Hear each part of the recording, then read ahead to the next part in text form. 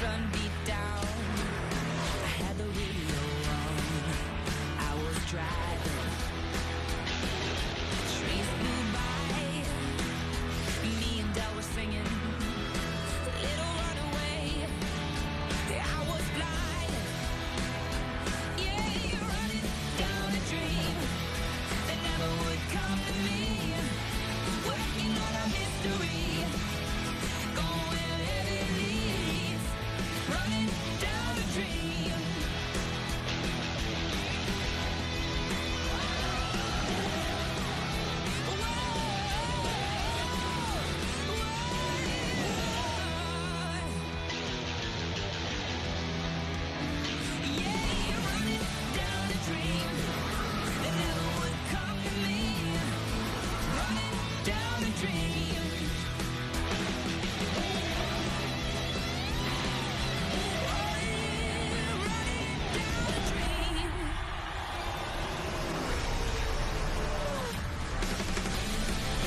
It's NASCAR Monster Energy Cup Series racing on NBC, telecast presented by USAA. Decision day in the desert. Will any of the former champions make the cut, or is it time for the next generation? For some last-minute stories, let's get into these pit stalls, beginning with Parker Kligerman. Krista, Chase Elliott comes in this race 17 points below the cut line, and their situation is a result of a season-long grind from slow cars at the start, slow results, but with a win at Watkins Glen, a win at Dover, and a win at Kansas. Their fourth win might be their ticket to fighting for a championship, Kelly.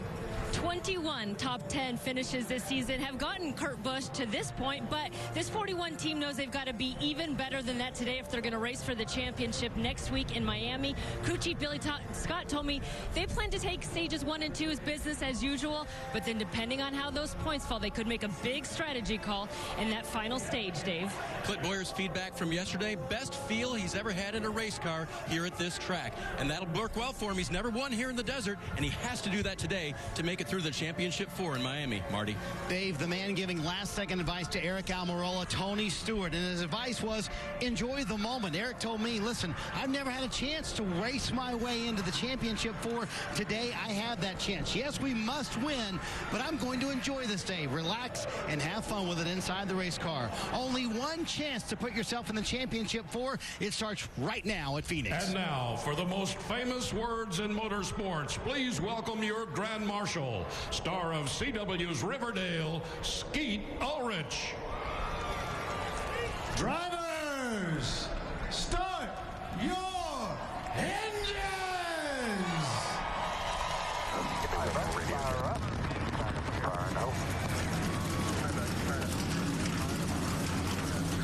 It's a pressure cooker in the desert, the kind of situation that athletes live for. Backs against the wall is a moment waiting.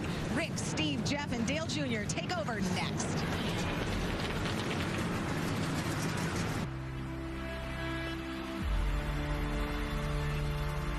I didn't come this far to only come this far.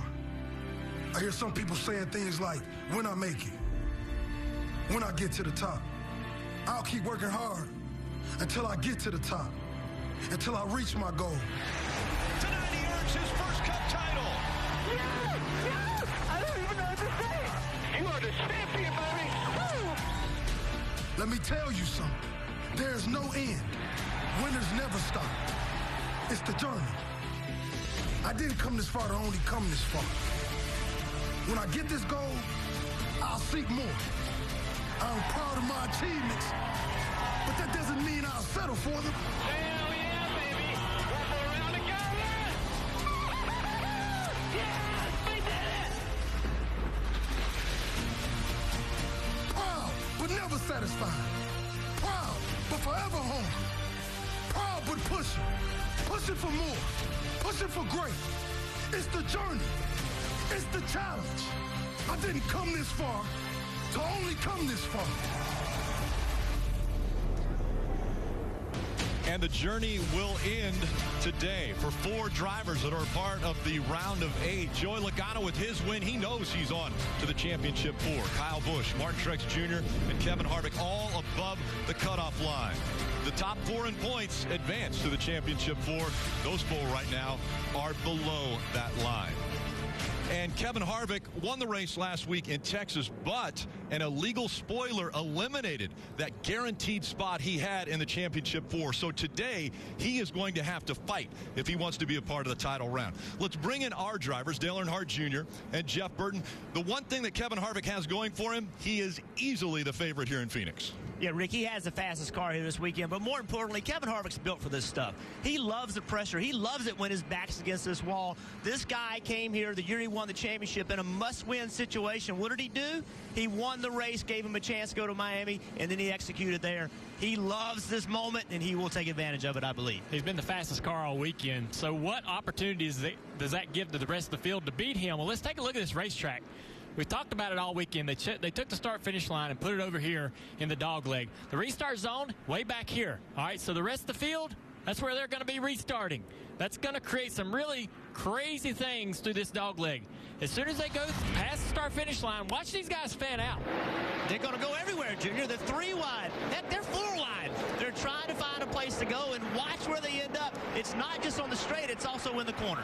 Yeah, they're going to have to get aggressive, and especially on these final restarts, can they drop their morals and forget about, what's going on and take advantage of Kevin Harvick? I think that's the only way they can beat him on the racetrack. So, Rick, not only do you have great drivers on the racetrack, you have a racetrack that's created an unbelievable challenge for them when this restarts. We get to watch. It's going to be fun. Well, let's bring in crew chief Steve Letarte. And, Steve, the other variable that Kevin Harvick has to deal with is Rodney Childers was suspended. So he will not be in the last 2 races. He has Tony Gibson on the pit box for him. Well, I don't think any team wants to go to the bench in the playoffs, but if you're going to, you want experience, and that's what they get with Tony Gibson. With over 400 races atop the pit box, 6 wins as a crew chief. His first ever win came here at Phoenix. He knows how to get it done, so I don't think that'll be a disadvantage at all. But look, there are also other cars in the playoff field that we have to discuss, and it starts with Kyle Busch and Martin Truex Jr. They have the biggest leads at 28 and 25 points, and that's because of a great regular season. They dominated the regular season, gave themselves the chance to come here and just protect. They don't have to be great.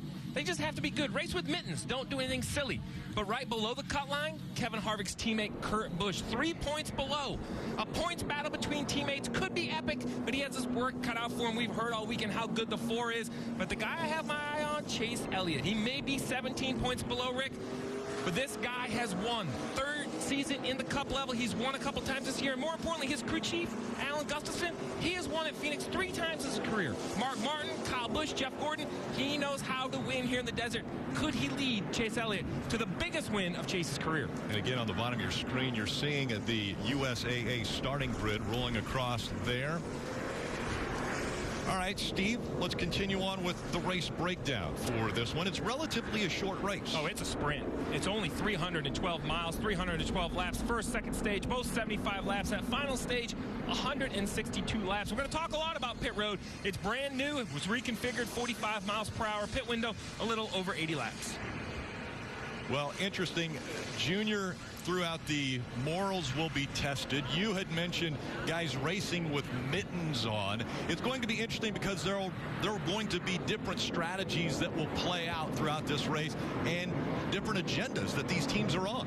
I think that's going to be the key, is you have to understand where you sit, because this is just where we start. This is a snapshot, but as soon as we get underway, it'll move around. Understand who you're racing for that seat at the table. Let's go down to Parker.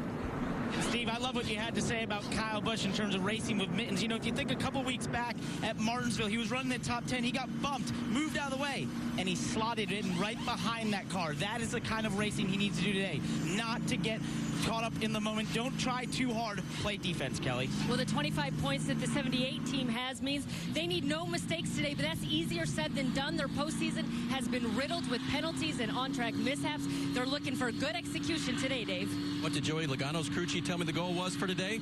Don't take anybody else off, Marty. For Tony Gibson, Wednesday morning, he showed up at Stewart-Haas Racing thinking that afternoon he was going on a hunting trip. In fact, his entire truck was packed and ready to go, only to find out a couple of hours later he had to show up at Phoenix and crew chief Kevin Harvick for the final 2 weeks of the season. As he told me, quote, "Just don't screw it up. That's my only job the next 2 weeks." Let's listen into the radio, the 14. Thanks for letting me be a part of this deal. We got everything else accomplished this weekend. We got one more goal to let's win this race. So let's get her done. I appreciate the help. Just how dominant will Kevin Harvick be? We're about to find out. Kevin Harvick on the inside, Chase Elliott on the outside, making up row one as they come to the green flag.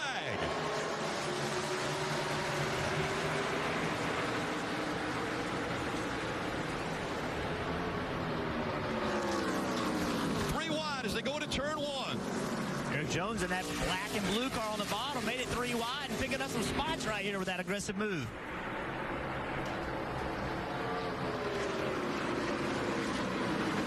So with that restart zone and start-finish line in that new area, you're going to pay attention to what lane was the winning lane, what lane dominated that start, and Kevin Harvick on the inside clearly in control into turn one.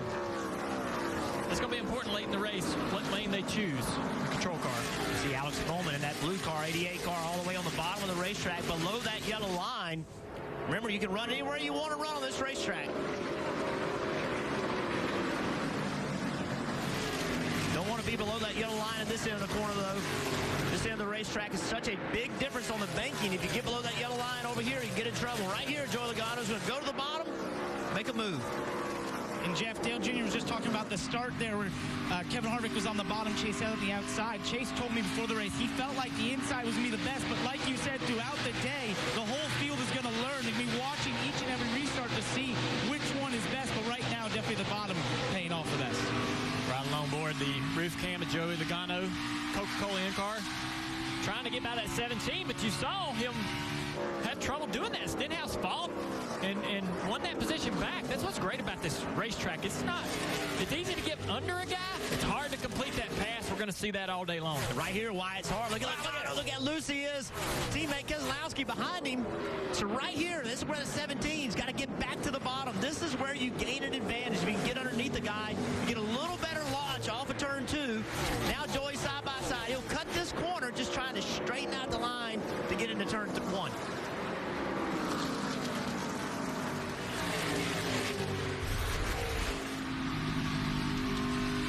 He's trying to get up under the 17. He's going to get that left front right on that yellow line.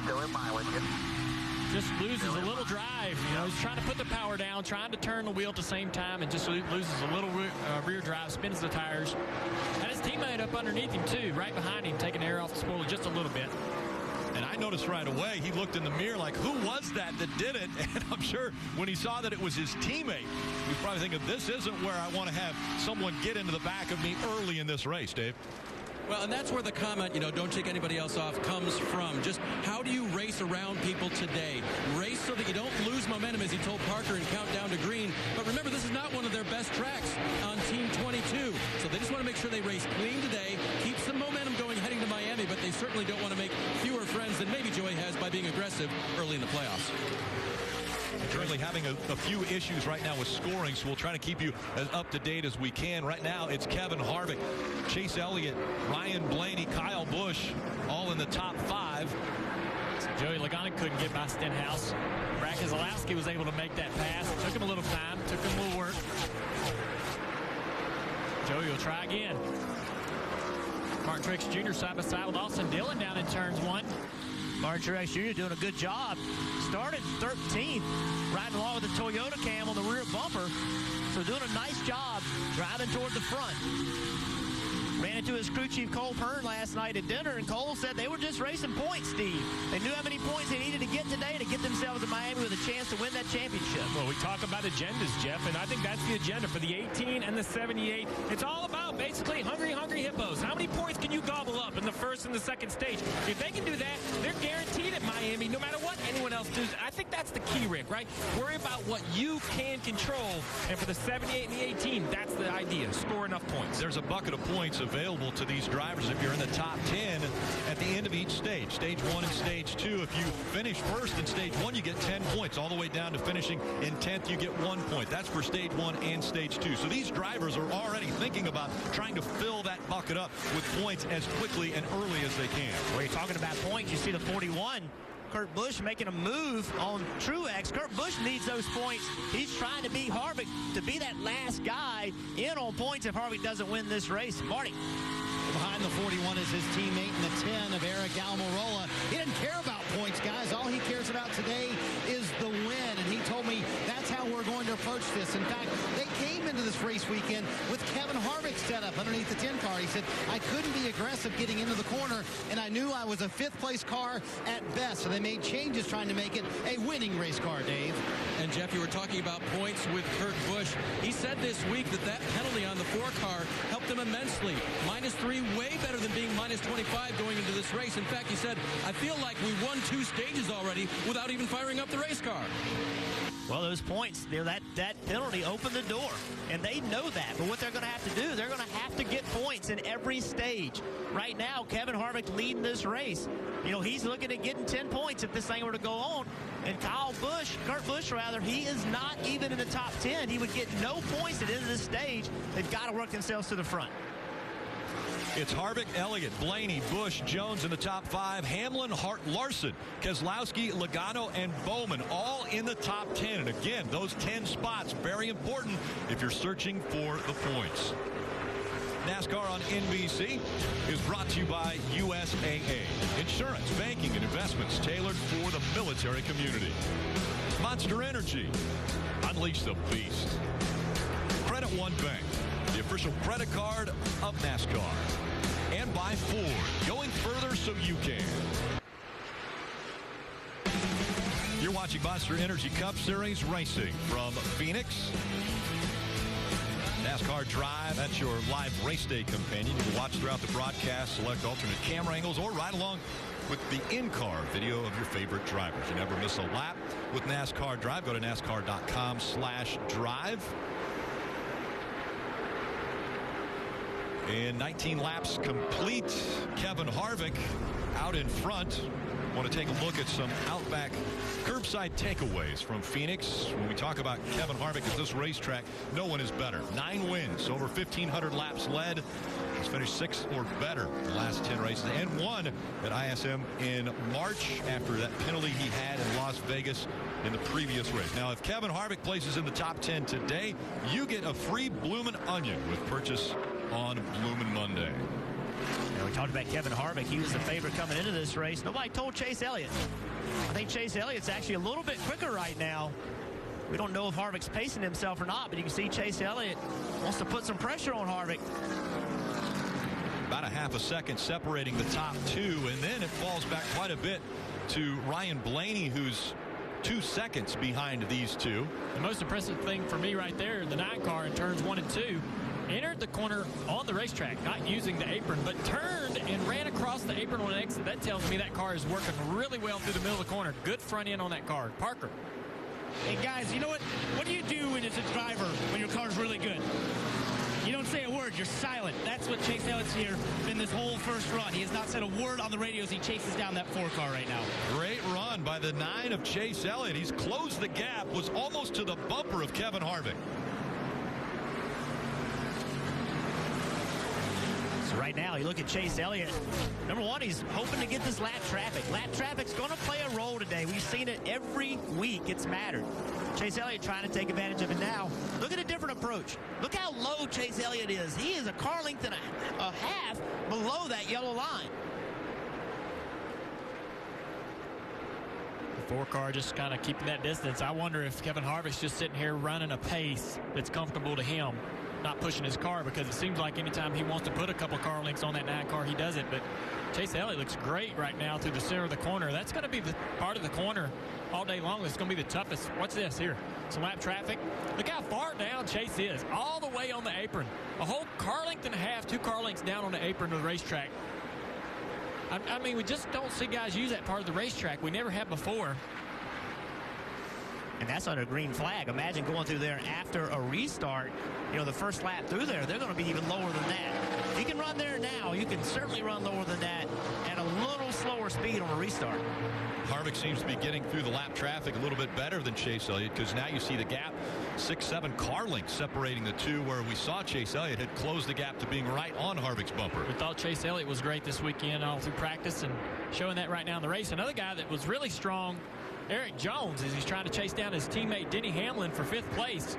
Eric's ran great here, had great speed in practice. Felt like he's one of the best non-playoff drivers today to have an opportunity to get a win. Going back in the pack a little bit, we talked about Truex Jr. just a bit ago. Well, he's down to 14th. going the wrong way. Really tough handling car. You see Eric Almirola right behind him. And look at the work. You see how frustrated he is. He just can't do anything. Seems like he's got a lot of wheel into it in the middle of the corner, like it's really tight, Kelly. Well, and that's just it. He said he was really tight getting into the corner, but really loose on throttle. He just says he has no rear grip. He's been trying to adjust the track bar inside the cockpit, but it's not really helping. And you guys talked about this team in the point situation. They had a goal set of accumulating 35 additional points here today. They thought that would be good enough to assure them a spot in the championship four, but that becomes really difficult if they don't collect any stage points in stage one and stage two. And as you look at it, they came in with a 25-point lead. Right now, just showing 9 points above that cut line. You have to remember, this car had trouble getting through inspection, and the car chief was ejected. So even though this car was good in practice, or just, I thought, decent, okay, a top 10 car, you have to wonder what kind of preparations were made for the race. Could there have been a mistake made? Or did they just miss the setup? We don't know. We'll have to see if they can make adjustments. But you see only 9 above, Rick, so they're losing ground. The question has been, what will the focus be on the 78 team? It was announced earlier this year they would close the doors. Well, this last week, both driver Martin Truex Jr. and crew chief Cole Pern, they have been told that they will race at Joe Gibbs Racing. So their position's now solidified for 2019. But that means that the driver of the 19, Daniel Suarez, who's in that car now, he does not have a ride for 2019 that has been publicized as of yet. So big news coming out of both the 78 team and Joe Gibbs Racing this week. But the 78 struggling. Joey Logano's really having a hard time with it. He's been backing up as well as Truex Jr. just went by him. This guy here, he's locked in. Their focus could be on Homestead to get into the, get the car ready and get it prepared. They could be working on that stuff ahead of time, but I'm sure Joey would like to be running a little bit better than that. His teammate Keselowski running in 8th. Blaney in 3rd. Blaney pretty happy with his car right now. But Joey not really making any ground right now. Junior, you mentioned that Logano locked in. Oh, look at that. He's struggling on corner exit. Losing the front of the car, can't get in the gas, waiting on the car to turn. He's already said that he feels like their focus now is already on Miami. Harvick out front here at Phoenix.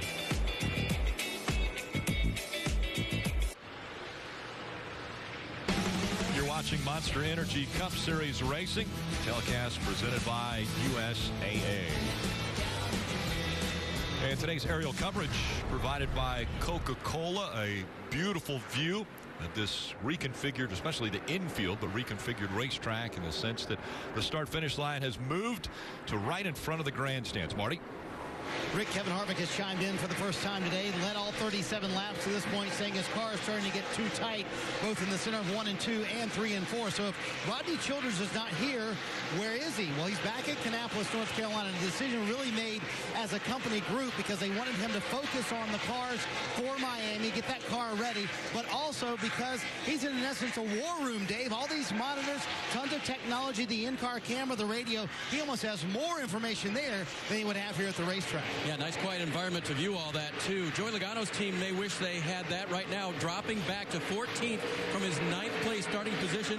Joey radioing in, absolutely gives up, so disconnected, 6 up on the track bar, and will not turn. Joey's talked this week, and I confirmed with his crew chief Todd Gordon this morning, they have worn out the Miami race videos. Moving on to the Championship 4 has been on their mind. This race, they want to be positive, but has not been their focus.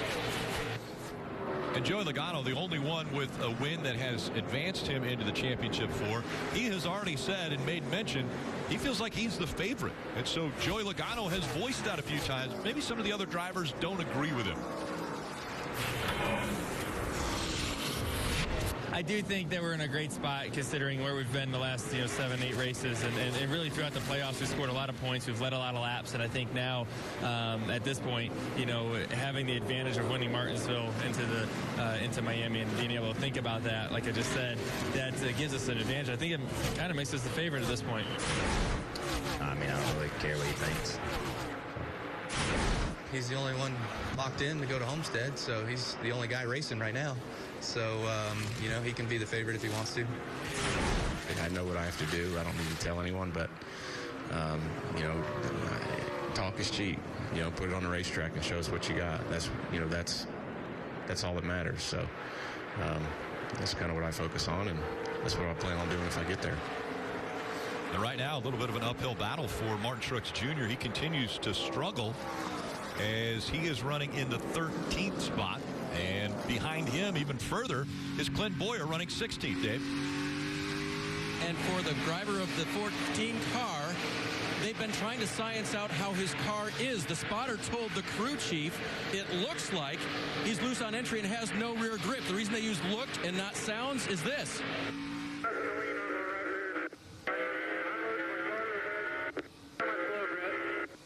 I'm really struggling to understand them. If you heard them, let me know.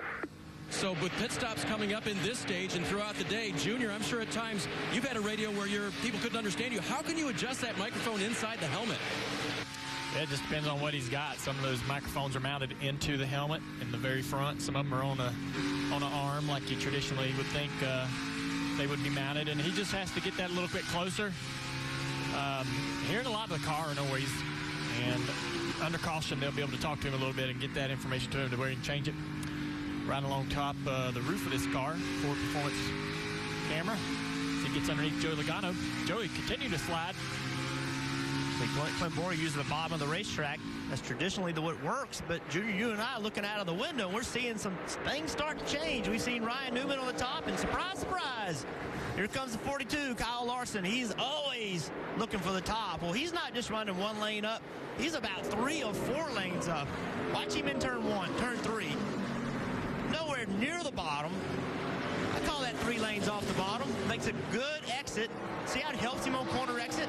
He goes down into turn 1. Everybody's been wrapping the yellow line. We've been talking about people below the yellow line. Look at Larson. He's not even thinking about being near the line. Yeah, when you get into these long runs, that bottom, we heard it from Kevin Harvick, that center of the corner starts to tighten up. So when you move up off the bottom, move up high, the car turns better. You get the right rear up in that gray, get the right sides up in that gray, get that right rear sliding around a little bit, get that car turning and rotating. And Kurt Busch behind him, he's watching it, he's seeing it, he's like, man, maybe I need to go try this. I'd have to go try it. If I see one guy doing it and having success, I would have to try it, and there he goes. Well, I thought he was going there, but he went all the way below the yellow line. Dave. And Jeff and Dale, if your track bar is set to 0 and that's just what the driver of the 42 radioed to his team, doesn't that mean the car's handling pretty well? You haven't had to use it, right? I'd say so. Yeah, I think that if you're not moving that track bar, you're pretty happy with the balance. Because that's the first thing you're going to go to when you think the car's tightening up a little bit is moving that track bar. You know, they got a lot of other things inside the car too. Brake levers, adjusters to be able to, and this is a track where you will use those more than you will maybe at 1.5 miles. This is a place where you're on the brakes hard into turn 3. You're going to be pulling those adjusters around, making that car turn better and enter the corner better. He's making a lot of great time up on the top here. 27 laps to go in stage 1. Kevin Harvick has been out front all 47 laps up to this point. Now you can get 10 extra chances to win a fan-built Chevrolet, Ford, or Toyota truck when you use promo code LASTCHANCE. Go to NASCAR.com/playoffs promo. Enter promo code LASTCHANCE to get your bonus entries.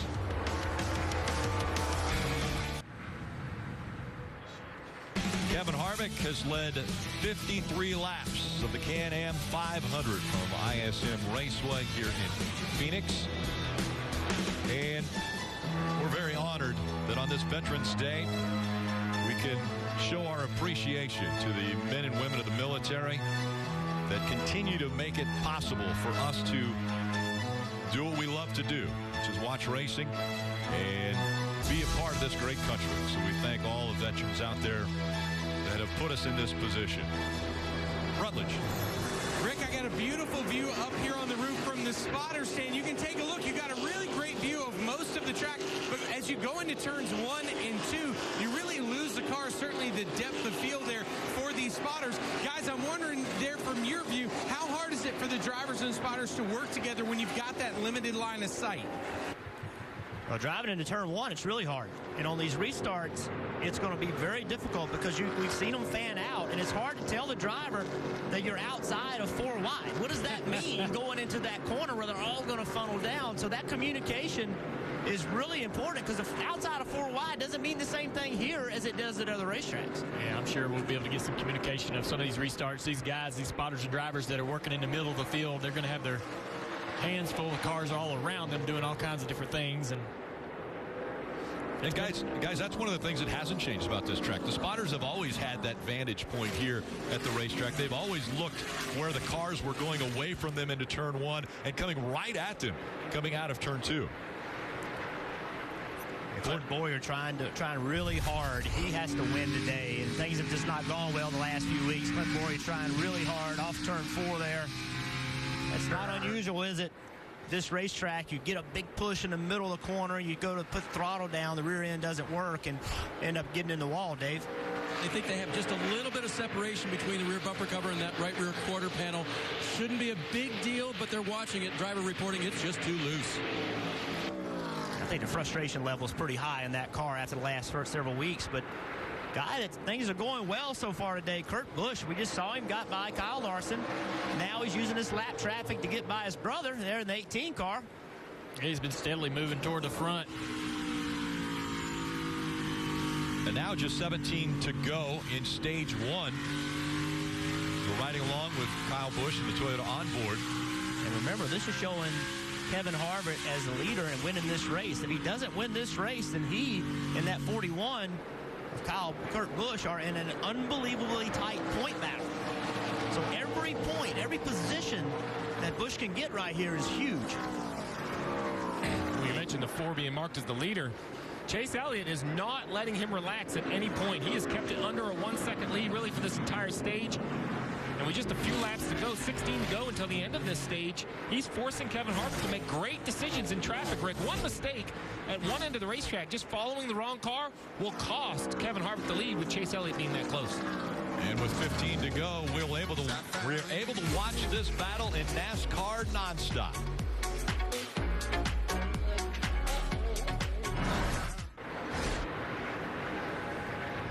From Illumination, the creators of Despicable Me and The Secret Life of Pets, comes a unique re-imaging of the beloved tale, Dr. Seuss's The Grinch. Now play.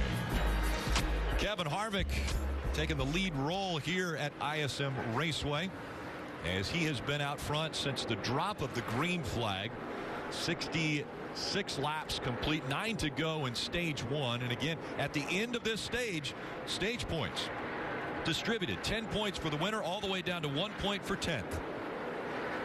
Rick, remember last year, a non-playoff driver won this race, Matt Kenseth. Well, we have 3 non-playoff drivers, 3rd, 4th, and 5th. Ryan Blaney in this 12 car running very well in 3rd place. Behind him, Denny Hamlin looking for his first win this year. That's amazing to say. Kelly. Yeah, and the importance to getting that win would be keeping alive a streak that's now 12 straight years, I should say, of at least 1 win for Denny Hamlin. He's got just 2 races left if he's going to extend it. His crew chief, Mike Wheeler, told me they were really happy at the end of happy hour practice yesterday, so they have good expectations. He's been quiet on the radio, except for a handful of laps ago when Denny said that he had a shake in the right front, so the crew's been on standby, but it sounds like they're going to be able to make it to the end of stage 1. Rick, you mentioned what's going to happen here in 7 more laps. Stage 1 will come to a close, and that means points will be awarded to the top 10 cars. 10 points to the leader, 1 point for 10th. What that means is Kevin Harvick, who's currently leading, he'll gain those 10 points. Chase Elliott, he'll get 9 points. He's running 2nd. Kurt Busch doing a nice job gaining those points, currently running 5th. I think the big loser, Martin Truex Jr., currently running 13th. We talked that they were decent in points, but that starts to go away a little at a time. Missing points in the first stages could be costly to the 78 if something happens later down the road. I mean, you see only 5 above projecting out the rest of the race. That is not the comfort that the 78 was looking for. So, Steve, one advantage the 78 has, if there's an advantage in not running as well as you want, is Kyle Busch is not exactly taking advantage of it. They're in a pretty tight point battle. Not real tight, but it could be if something happened. Kyle Busch, he's only 8th. So he's given up an opportunity to get some stage points here. If something happened, you end up, you see right now, it's 14 points between the 2 of them. With these restarts, you never know what's going to happen. So, you know, Kyle Busch not having a great first stage, that's taking a little pressure off of Martin Truex. Truex trying to get by this car of Eric Almirola. He's been trying, and Eric is racing him hard. I mean, that's what this is great stuff, because this is what this playoff format has created, making these guys have to race for every single position, even back here in 12th and 13th. Only 71 laps into the race. Marty. Hey, for Eric Almirola, guys, he's sitting there in the 12th position. This is a race team. They don't care about points. We mentioned earlier, all they care about is the win for that 10 car. He said, I need help rolling the center, and I'm sliding the right front in the middle of the corner. They've tried the high line like Kyle Larson. They've tried running low, just no speed right now in that 10 car. Kelly? With the 78 team of Martin Truex Jr. They've really preached all weekend long that they just need to go out there and kind of take care of business as usual. But the team did tell me this morning that their mindset really could change in the third Problem stage. with the 4. Harvick up the racetrack, easily passed is Chase Elliott, but the 4 slow on the track. He's got a flat, Rick. He said he had a flat. Tim Fiedel, a spotter, said we got something wrong here. Kevin didn't say anything on the radio for quite a while. Then came on and said, I've got a flat. That's all he said. You see him coming to pit road here. It's going to be closed, by the way, Marty, because 2 laps to go. They close pit road. Well, in double trouble. No interliners in these short track tires on the right side of the force. You see the sparks. You see the damage. Even if it gets to pit road, the right front splitter missing. The right front sway bar arm dragging. The 4 of Kevin Harvick, not to mention the time he's losing, but the damage being done. This may remove the 4 from a potential winner. He was only 3 points ahead of the cutoff line when this race started. Being out front helped, but now the points are definitely going to matter. Chase Elliott working his way down the backstretch for the final time in stage 1 as he goes through 3 and 4. He is going to end up winning stage 1. Chase Elliott gets the win. Kevin Harvick with problems on pit road. Unbelievable, Rick. It led 72 laps to that point. All but 3 laps. He was 3 laps short from making it to the end of the stage. Clearly a right front. They did say Tim Fiedel with the spotter got some binoculars on that right front splitter. Said it looked fine to him. It didn't scrub off too much, but you got to wonder if there is suspension damage on that 4 car, guys. Huge problems for the 4 team. Look now at the points. 30 points below the cutoff line for Kevin Harvick as they run at the end of stage 1.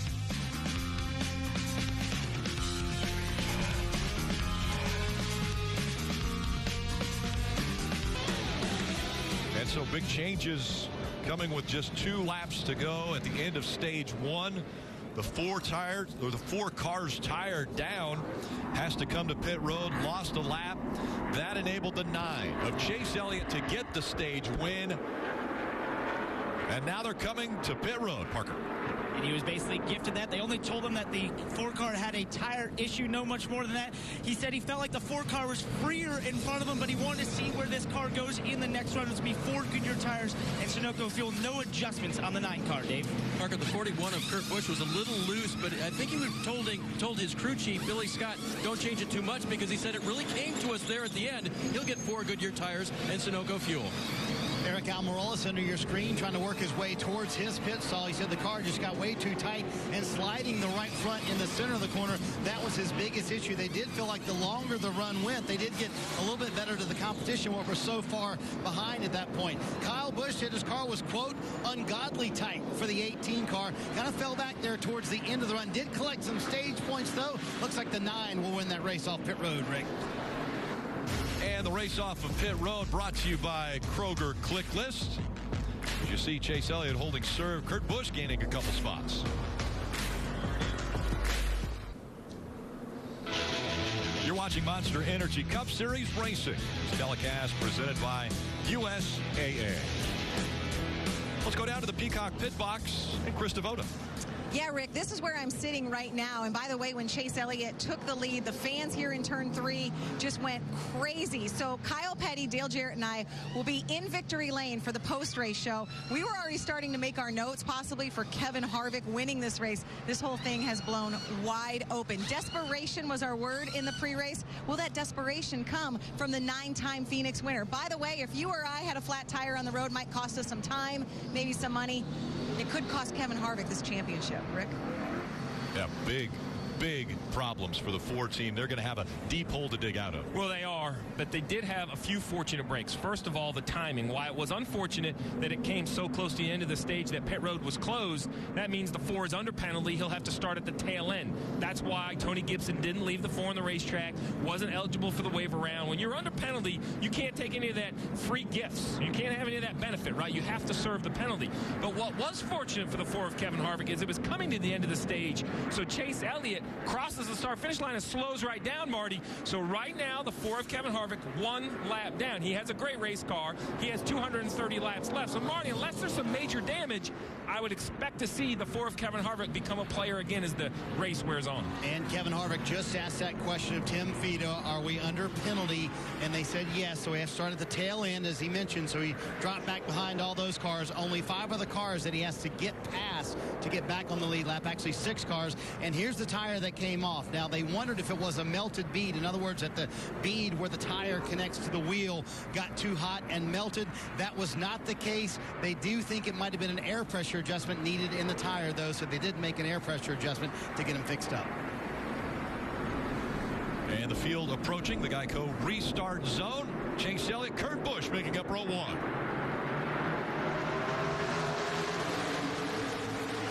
That inside line dives all the way down, cutting the dog leg off as they go into turn 1.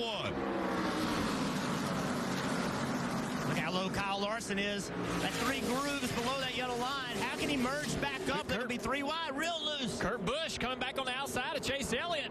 And he's going to take the lead. Wow, what a great run around turn 1 and 2 for Kurt Busch on the top. And be clear, what are they racing for? Look at the left. When the 41 passes the 9 only is losing the race, he's out of the playoff picture. All these leaders came to pit road, took 4 tires. Chase Elliott is looking like he's still going to have to win this race versus someone like the 41, Rick. Yeah, the 41, anytime anyone that was below that cutoff line gets up there and is the race leader will indicate that just below Joey Logano because he's guaranteed a spot with his win earlier in this round. Now, the race leader, if they're a part of the playoffs, part of this round of 8, they will be shown ahead of everyone else in points. Chase Elliott struggling on the short run here. He's got his hands full with Ryan Blaney on the inside here, down in turn 1. Blaney using that apron, trying to get his car to turn. Chase way up the racetrack. He saw what happened when Kurt Busch passed him using that upper lane. Followed him, learned that lesson, went to the middle of the racetrack rather than run to the bottom. Now, look at that, teammates. Man, Keselowski really had to be careful there. He almost got in the back of his teammate, getting in the braking zone of turn 3. Kevin Harvick scored a lap down. Right now running 28th. And he's not in a position for the free pass. He'll have to get by, as earlier Marty mentioned, at least 6 cars that are also a lap down that are in front of him. That's the goal right now, Rick. It's all about being the leader on lap 312. So goal number 1, finding a way to catch Jamie McMurray. He's the first car 1 lap down. Get to him. Be the first car 1 lap down. That can get you back in the lead lap when the caution comes out, and then you game on. Then you can go get this race won. But it's one goal at a time. Marty. And Jeff, I can't emphasize enough how calm this entire race team has been since all that went down. In fact, Kevin Harvick himself, very calm on the radio. He only said one time, I think I have a flat. Then clearly they saw what happened. They did put on 4 brand new Goodyear tires. Goodyear engineers are looking at that right front tire from the last time to find out exactly what went wrong. But you're right. The focus right now, find that 1 car and pass him. So, Marty, my question is, it's a new right side tire for this series. It wasn't running trucks or Xfinity. So have you seen any other wear issues or any other issues up and down pit road? Because I've heard none reported. I have not so far, Steve, and we've gone up and down pit road. The one you would think that might have had an issue was Kyle Larson. He was the running the high line. Kevin Harvick was very conservative on that run. Yeah. Dale Jr. and I were having that argument. How conservative did the 42 need to be and the 18 need to be? So, Dale, I'm with you. I didn't think it would be a wear issue, but something caused that 4 tire to fail. We'll have to keep an eye as we continue. There you see Jamie McMurray in the shot right in front of the 4 car of Harvick. Harvick has to see him up there. He knows. They're telling him. That's the car you got to get in front of to try to get this lucky dog to get us back on the lead lap. And that's your championship. That's what you see when you're that driver's seat. You're not thinking we still got over 200 laps left. You're thinking this is my whole year right here, getting in front of that 1 car. The intensity inside that 4 car is high right now. You never know when that caution's going to come out. You can see it. You got to take advantage of it. McMurray's car, by the way, on that first run, loose into the corner. They made adjustments for that. Marty mentioned maybe the 42 would have a tire look interesting coming off the car. They radioed to Kyle Larson. Tires look good. And, guys, I didn't have any issues up and down pit road on any of my guys. David Ragan also a lap down as he's trying to get by him and the 1 of Jamie McMurray. That is for the free pass position. If Harvick's able to clear the 1 of Jamie McMurray and a caution comes out, he'll be back on the lead lap. Rick, sometimes it's a challenge challenge to know how good the leader is when he's up there in clean air leading the pack. But I think just this proves this 4 of Kevin Harvick is as advertised. This car looks wonderful back in traffic, guys. But Steve, still with a little bit of damage on that right front. You know the splitter's worn down. The bottom of the right front fender looks bent in just a little bit. You have to wonder if you get long green flag runs, how much that's going to hurt this car. Well, he ran a 27.95, a 27.71 before that. Our leader's out there running 27.20. So as it gets closer toward the front, those times should get better. But I don't know that he's going to have the competitive car he started this race with. And right now they told him you are in the position to get the free pass where you are running. But Kurt Busch could put cars a lap down also as he is out front. Chase Elliott behind him. Blaney, Keselowski, and Kyle Busch all in the top 5. Notes we head to break. Coca-Cola brings the Phoenix Heat to this week's edition of Race Day Fuel. Caution has come out at ISM Raceway. This time, Joey Logano brings the caution out, and this means that move that Joey Logano made at Martinsville, where he moved Martin Truex Jr. out of the way to get the win and a guaranteed spot in the championship 4, really is paying dividends right now. You heard it there, guys. The middle of the dog leg, the left rear tire obviously goes flat. Not sure if he ran over something or what the issue is. At that point, he's just along for the slide. See, left rear tire issue on Paul Menard's car in practice. Another one here in the race. Have to wonder if they've got that left rear tire real low on air pressure and it hurts it early in a run. Seen that before. Huge benefactor right here, Kevin Harvick. He was the first car a lap down. So he gets the free pass. We'll be back on the lead lap. And that's bad news for the rest of the competition. Kelly. And the 78 of Martin Truex Jr. going to take this opportunity to come to pit road. He's not been completely happy with his race car. They missed an adjustment last time down pit road, but now he's called off the wedge they were going to put in. It sounds like it'll be an air pressure adjustment and 4 Goodyear tires, Sunoco fuel for Martin Truex Jr.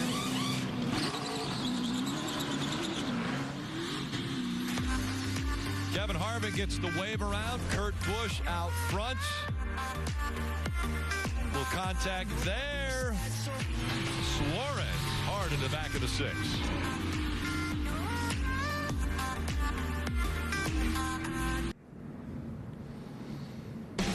$50 laps still to go in stage 2 of the Can-Am 500 from ISM Raceway. And at this incredible new facility, Toyota Rattlesnake Hill remains one of ISM Raceway's most defining features. And Steve, obviously you know why it's named Rattlesnake Hill. That's the same reason I've never experienced this view in person. But you are right. Listen, when you come out here early in the morning before the garage opens, those fans are lined up, kind of first come, first serve. You see them stake their claim over the years. Now you see they have the flat spots cut into it. It's just such a great idea to come out here, bring your cooler. I mean, what's better, cooler than a bag of chips in a race? Great vantage point. I might risk the rattlesnakes for that, Rick. I wouldn't. I don't like rattlesnakes. Burton's no These grandstands are too nice for that. Well, Kevin Harvick. Yeah, Ward would. But, Kevin Harvick, you know, he's back in the game. Get that caution coming out at the right time. That's got him back in the game. But we shouldn't forget about Kurt Busch. Kurt Busch went and took the lead from Chase Elliott. Now Kurt Busch, if he can finish this thing off, long way to go. But that moves him to Miami with a chance to win a championship. He's won here before as well. You know, Kevin's got a long way to go, and he's going to have to run down his teammate to do it. Yeah, I thought Kevin Hart was going to win this race walking away. And what were guys going to do to beat him? How were they going to beat him? Well, now Kevin Harvick's the one that's fighting from behind, and he's going to have to claw his way back into position. I'm just concerned how badly worn off is that right front splitter, and that's going to affect the aero in that car and cost her a little bit of speed. After the caution and getting back on the lead lap, Harvick, 19th. Kurt Busch out front.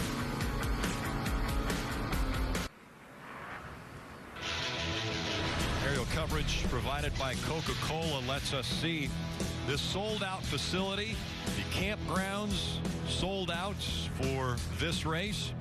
And 2x2, guys, we've seen crazy restarts in the trucks and the Xfinity, and I know we're going to see crazy restarts here as well. Well, this time we're going to do this restart from the helicopter. We're going to get a view of what goes on back here, back in the pack. Still got a lap to go. They added a lap, but you know, we focus on the craziness in the front 2 or 3 rows, but it gets even crazier further back, and that's where Kevin Harvick is. He's going to restart back in 19, so he's going to be right in the middle of it. Marty. Well, guys, you mentioned Kevin Harvick starting back in 19th. He has 20 lap fresher tires than almost everybody in front of him because he came to pit road once he got the free pass. 4 fresh Goodyear tires. That should make a bit of a difference. And you guys keep talking about the right front, wondering whether or not there might have been damage when that right front went down earlier. Kevin said no. It all feels fine to him suspension-wise. So this is going to be interesting. The best car in the field, the fastest car in the field, now restarting 19th, but back on the lead lap. This restart here, Kurt Busch will be the control car, and he's on the inside. Continue to watch that. It looks like that inside line is definitely the lane choice for these guys as they get later on in this race, and these restarts get more intense, and we start to see that outside line get a little more aggressive. Now we wonder if Chase Elliott learned something by being passed on the outside. And we saw Kurt Busch make that move to take the lead away from him. We'll see if he'll take advantage of that. Let's take a look at some laps from above, brought to you by Coca-Cola as they come back to the restart. Kurt with a really good launch. Blaney going way low. Look at Blaney. Yeah. Oh, gosh. Almost came up into the 41, had to check up. That slowed him down as well as Kyle Busch, who was behind him. That transition so aggressive back up onto the racetrack off the apron with a car on the outside of you. It's easy to get out of shape there. Look at these guys back here behind. Truex, Jimmy Johnson, Bowman. All those guys trying to work down into the bottom of turn 3. 3 wide behind them, back way back in the back, 3 wide. Yeah, that's tight. See how they drive across. 4 wide. Yeah, 4 wide down there with Bubba Wallace. And then you get down there and look at him. Nobody knows who's lifting. Who's lifting? Who's going to go in here? There's Harvick in that blue car on the very bottom. A 3 wide still off of turn 2 there with Jimmy Johnson. Works himself out to 2 wide. So intense back here. This is the most difficult race there is. The leaders got it way easier compared to these guys. 3 wide again. Byron to the inside of his teammate. Look how much he gains just by cutting. That's about a car length he gained there. That's why you got to take advantage of that when you can. Makes it difficult to get in turn 1, though, doesn't it? Your angle is messed up. Your angle of attack into the corner is messed up. When you do that, you may as well just run that apron. It actually doesn't hurt your angle of attack as much as if you try to go back onto the racetrack. Just to clean it up, Joey Logano out of the race. Also, as we went away, you saw the 19 of Daniel Suarez. He also had so much damage they couldn't get the car back out onto the track. But Logano is with Marty.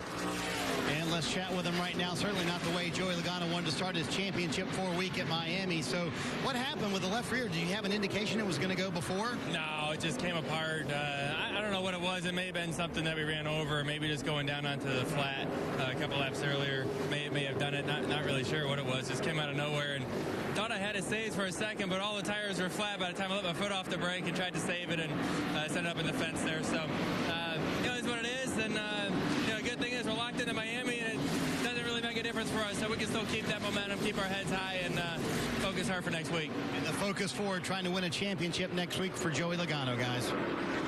We're showing Kevin Harvick. He had to start at the tail end after taking the wave around. He's worked his way through the majority of lap down cars up to some lead lap cars now in 17th, but back at the front of the field, 2 drivers really racing for their playoff hopes. The 41 of Kurt Busch. You look at the points on the left. As the leader, he's in the race. The 9 of Chase Elliott is 9 points out. If that position swaps, so does the spots in the playoff. The 41 would be out, the 9 would be in. Parker? And Steve, if you remember back to the stage 1 break, they made no adjustments on that 9. And after he lost the lead, he just said he's too tight right now. He's lost the ability to turn in the center of the corners, and it gets worse when he gets right up behind the 41 of Kurt Busch. If you look behind him there, that 2 car of Keselowski's also coming, gets right up on the rear bumper of Chase Elliott. Whoa, they touch. That was close action right there. Chase Elliott got really loose in the middle of the corner. Keselowski tried to get underneath him. A little bit of contact, as Parker said. Chase Elliott gathered it back up. Chase can't give this spot up. Chase has got to keep digging. Racing that 41 car. See right there, the 9 got real loose. A little bit of contact. Chase ain't going to give this spot up easy. He's racing Kurt Busch with a chance to win a championship. That's how he's got to look at this. And remember, coming into this race, Kevin Harvick was 3 points above Kurt Busch. Well, Kevin Harvick looked as though he was cruising to an easy win in stage 1 and getting 10 more points because points are very important for him. But then he ends up not getting any points. Chase Elliott got 10 points, who was just below Kurt Busch. Kurt Busch got 7 points at the end of stage 1.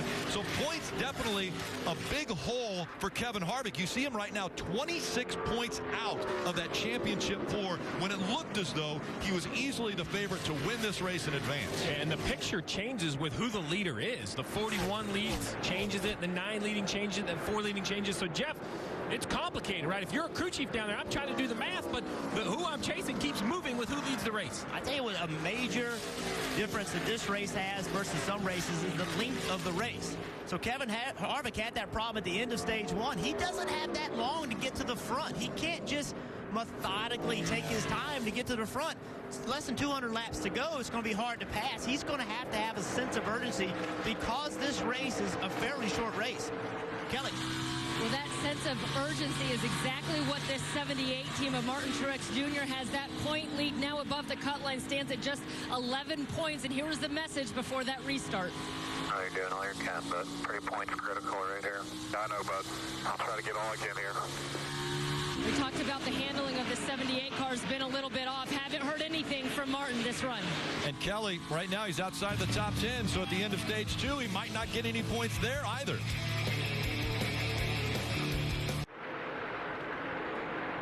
We mentioned at the top of the show, the journey for the championship may end today. And right now, these 4 cars are outside of the championship 4, having to fight to try to get into that title fight. I want to take a look at the Toyota Camry on-track car, which right now is in victory lane.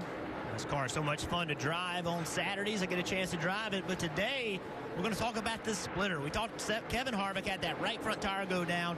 You can see the bottom right edge of this splitter on this car. That's the problem. How worn out is that? We may not know until we get to a real long run. Sometimes new tires will cover up. We'll make it so you don't really know it. But on old tires, we're wearing that splitter out. Will that hurt him and prohibit him from having a chance to win this race and moving on to Miami with a chance to win a championship?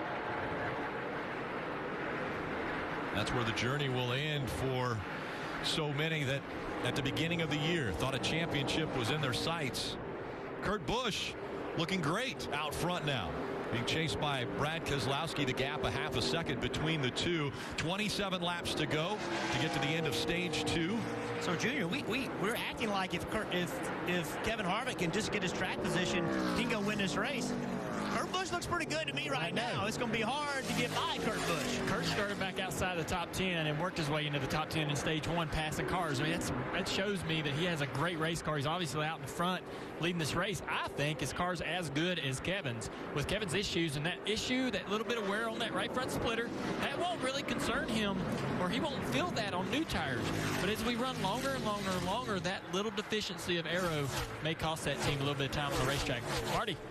And, Junior, a lot of faith for Kevin Harvick in this race car. It's taken him to wins both here at Phoenix in the spring and New Hampshire in July. Maybe one of their best cars in their stable. Harvick right now in the 14th position, getting by Ryan Newman right there. And I sense from them guys a little bit of patience. I don't sense an urgency to get through the field. Yes, they have those fresher tires, but I just sense from the team, Tim Fiedel, the spotter, and Kevin in the radio, they're patiently making their way through the field more than anything else.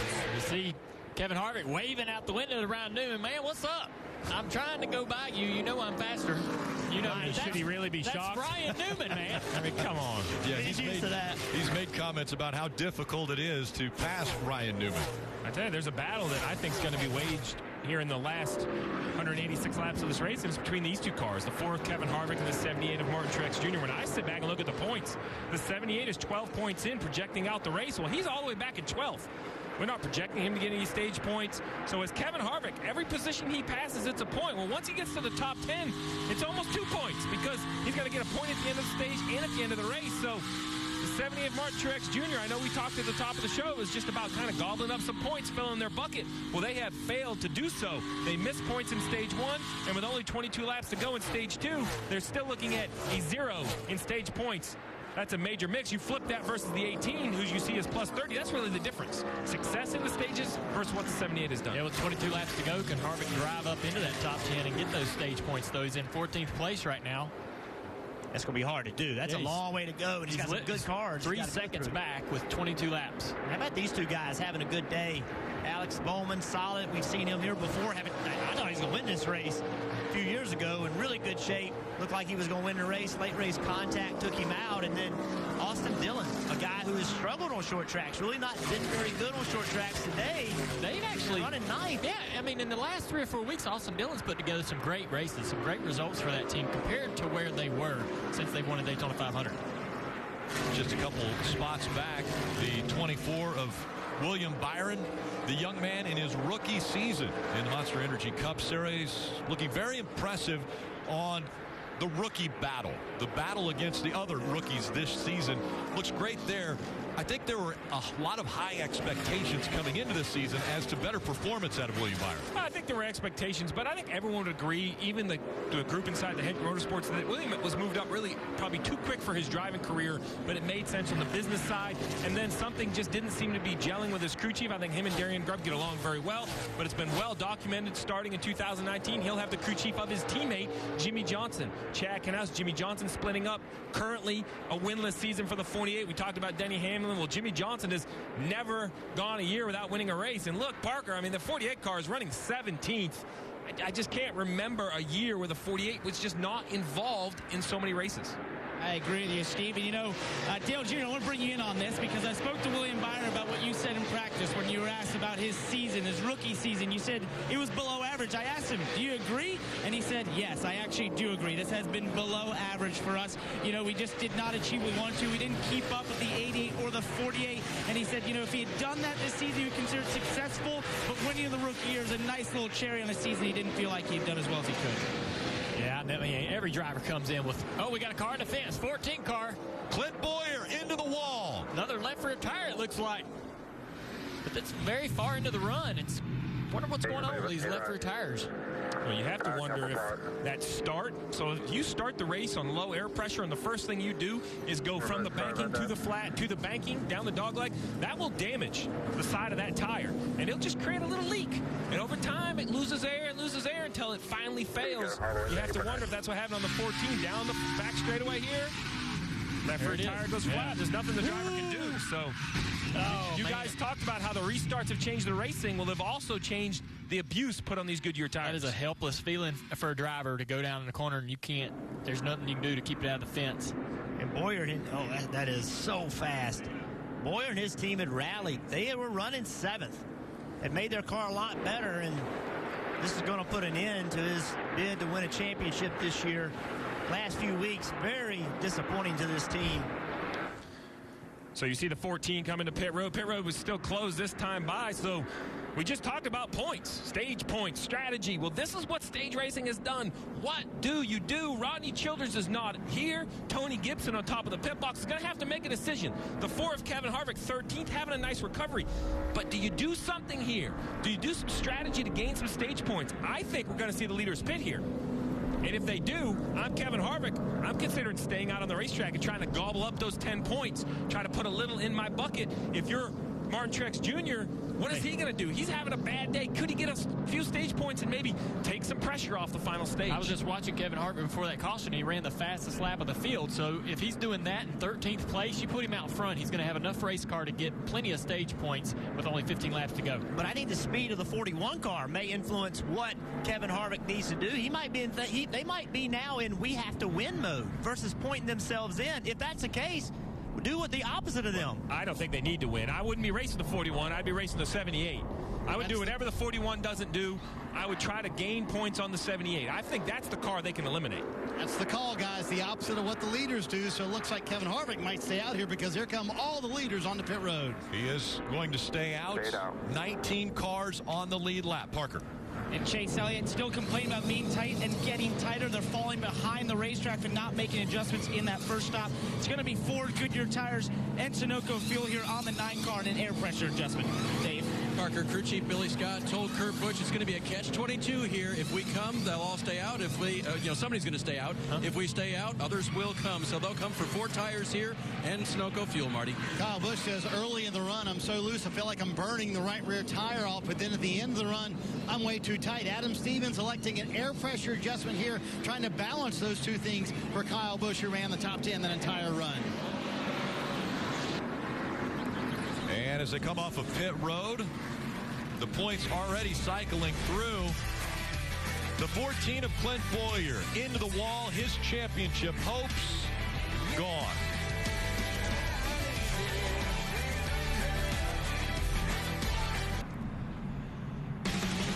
Monster Energy Cup Series racing from Phoenix. Telecast presented by USAA. Well, next week, NASCAR is going to crown all 3 series champions in Miami, and you can be there to witness it. Go to NASCAR.com/tickets to purchase your tickets for the championship weekend. Yes, the 41 on pit road. Steve, he broke the rules. Absolutely. So it was even reminded again to the drivers this morning in the drivers meeting that you cannot pass the pace car on pit entry. The 41 of Kurt Busch hangs a left right here, the leader of the race. As he comes to pit road, you cannot pass the pace car. Look, he accelerates to the pit entry lane right there, clearly ahead of the pace car. We've seen Jimmy Johnson penalized for this. The 78 of Martin Truex Jr. was penalized for this at this specific racetrack. This is something that they were just reminded this morning. Let's listen into the 41. How am I supposed to stay behind it? Oh, it's on the entry part. They're talking about what the commitment box is on entry. The pace car speed is faster than pit road speed. I don't know what to tell you. Well, he's frustrated. It's very simple. You saw him accelerate on the video. Why? There are some issues down here in the corner that perhaps if you run the right speed, you'll get in front of the pace car. They said, don't worry about that. What they warned them for is this specific thing. He accelerates to the line because you want to gap the guys behind you, right, Jeff? That's the goal as a driver.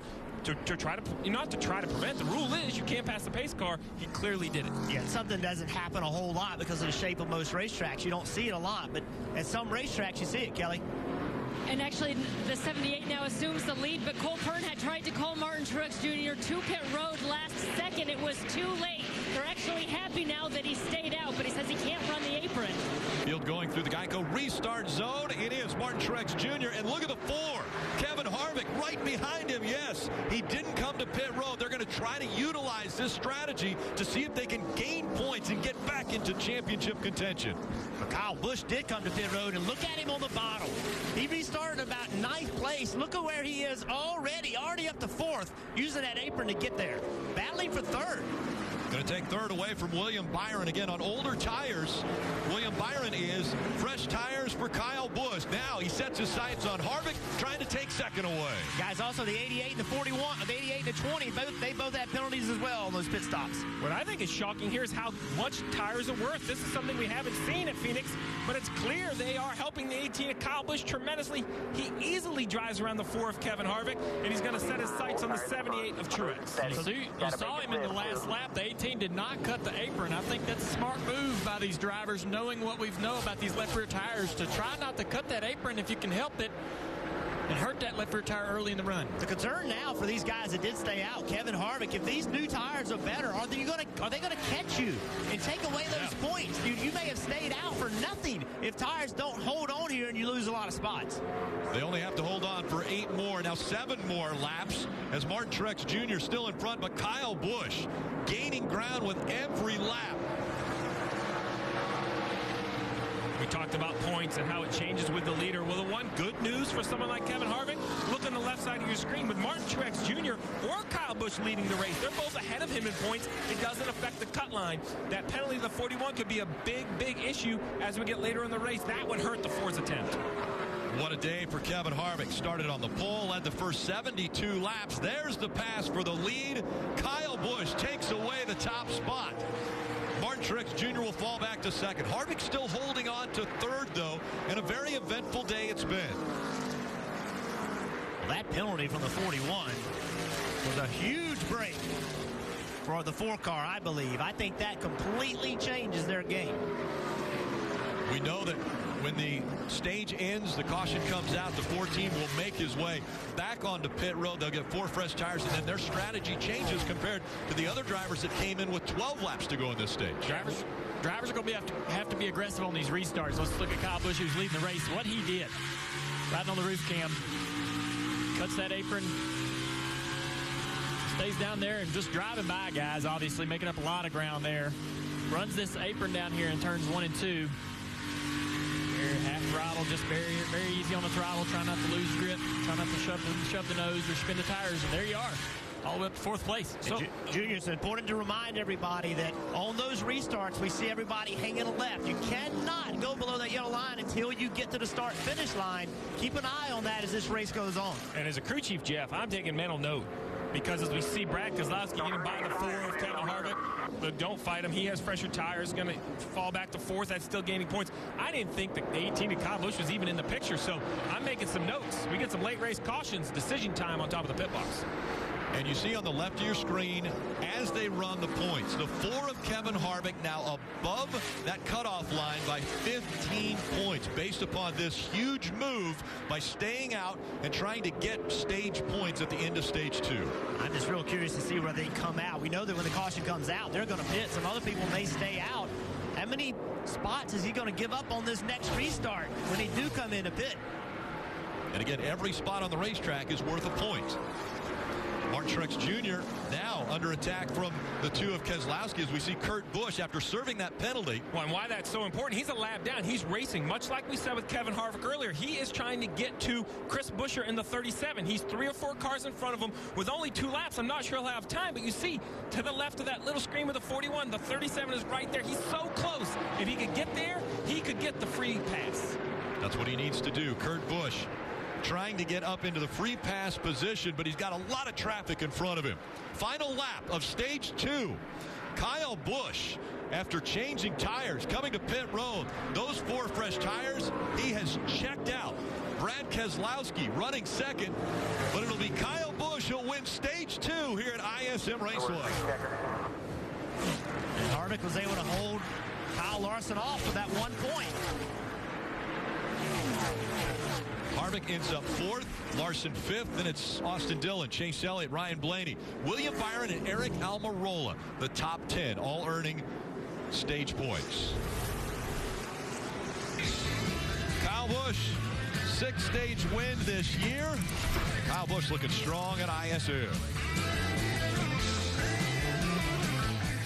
Let's listen in to Kevin Harvick's radio. Go, guys. Got us some points there. I didn't think that was going to happen. Yeah, we had to do something to try to knock a few of them our way here, so good job there.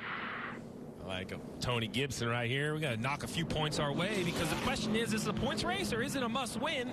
Currently with the 18 leading, it's a points race. The 4 of Kevin Harvick needs points. It gets a little more complicated if the 9 or the 41 could lead, but now it's decision time. Who's going to come, who isn't? We just saw how valuable tires were in the 18. Kevin Harvick leads the majority of cars on the lead lap to pit road, Parker. Chase Elliott comes down here into his stall. This might just be right side tires. He was too loose at the start of that run. You see the wedge adjustment there to help tighten the car up. We'll see if he sticks to just right sides. Yes, just right sides for the 9, Dave. The 78 of Martin Truex Jr. is also on pit road. He said he thinks he might be pretty good actually on a long run, but he said I've got to be really low and really straight to be fast. It's 4 Goodyear tires, Sunoco fuel for Martin Truex Jr., Marty. Eric Almirola said I was losing the entry too quickly into that run, and I need help in the center of the corner. Air pressure adjustment for that team. Right side tires only for his teammate Kevin Harvick. Going to be 4 tires for that team, and it's going to work out terrific for them. With all the cars pretty much behind them coming to pit road, they're going to gain a ton of spots and those points that they just talked about. Pretty decent stop there for the 4 team. Again, they took 4 tires, quite a few taking 2 tires only. Country music fans, Tuesday nights, you can't miss the new music competition show that's all about country.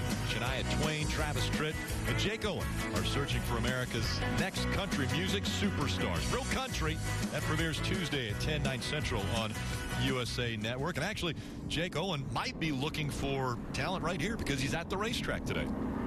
Rut.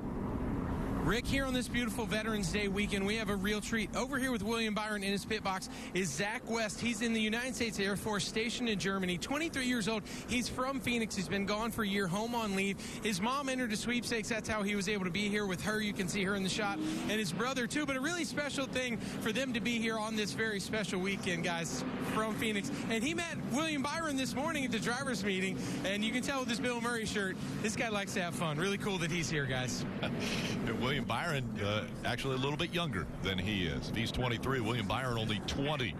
So a couple of young guys there, but so appreciative of the veterans that are here in attendance today and, of course, all around the world. All right, so Rick, stages, stage points, all these different things. We started the day saying we will send 4 guys with a chance to Miami to win a championship. Joey Logano, he's in. We know Kyle Busch not only is the race leader, but has a big bucket of points. I really like where he sits. But this is it. This is with all the stage points awarded where everyone sits. Martin Truex Jr. scored some points there. Nice recovery. Currently plus 29, running in the 9th position. Kevin Harvick in the 10th position, but only 5 points above Chase Elliott. And this is with Chase Elliott or the 41 not in the lead. Yeah, Kurt Busch, he's going to get his lap back at some point. Right now, he's the first car 1 lap down. Once he gets that lap back, he's going to start eating cars up in front of him. He's going to start gaining points back. So pretty soon, we're going to have a 3-way battle for that last spot. That's going to heat up. Yeah, the only problem with that is the Harvick in 10th place is going to move forward as well. I predict he's going to move forward. That's going to make that tough for Kurt. Man, make sure you got new batteries in the calculator. It's going to be a busy 155 laps. Coming back up to the restart zone and underway with the final stage at ISM Raceway. These restarts should get more and more aggressive as we're into this final stage. The intensity's building up for these guys. Aric Almirola in the 10, all the way down on the apron. Another one of the drivers that has to win if he wants to advance to the championship 4. Chase Elliott fighting for grip on that corner exit. Look at Denny Hamlin moving up into the top 3. He's been strong all day long. Looking for his first win. 3 wide back here. See right there. 3 wide, Kevin Harvick. Yep, Denny passed Blaney. Blaney's trying to pass him back. Seeing some crossover moves all weekend here. Kyle Larson with a really good move back there. There's a lot of stuff happening here. Side by side for Matt 3rd. Kenseth up here in 5th place, having a great run after that contact with Suarez early in the race. Denny Hamlin, again, trying to keep the streak alive of winning in every season. Has not won this year. As we see the 9 of Chase Elliott advance. Hamlin able to get by Ryan Blaney, so Denny Hamlin up to 3rd. Caution comes out. Kurt Busch is in position for the lucky dog. These 2 guys have been going at it since the restart. Kevin Harvick's been on the outside of Martin Truex Jr. And both of these guys understand every point matters. Kevin had to fight hard to get by Martin Truex Jr. Finally cleared him. Look at the ground they gave up in front of him, though. Those guys battling hard. Now Harvick's got much further to go to run down the guys in front of him. He has 151 laps to do it. And, of course, there will be another pit stop that will take place prior to us seeing the checkered flag today. And earlier we saw Stewart-Haas Racing teammate Clint Bowyer get into the wall, and he's out of the race. Marty caught up with him earlier.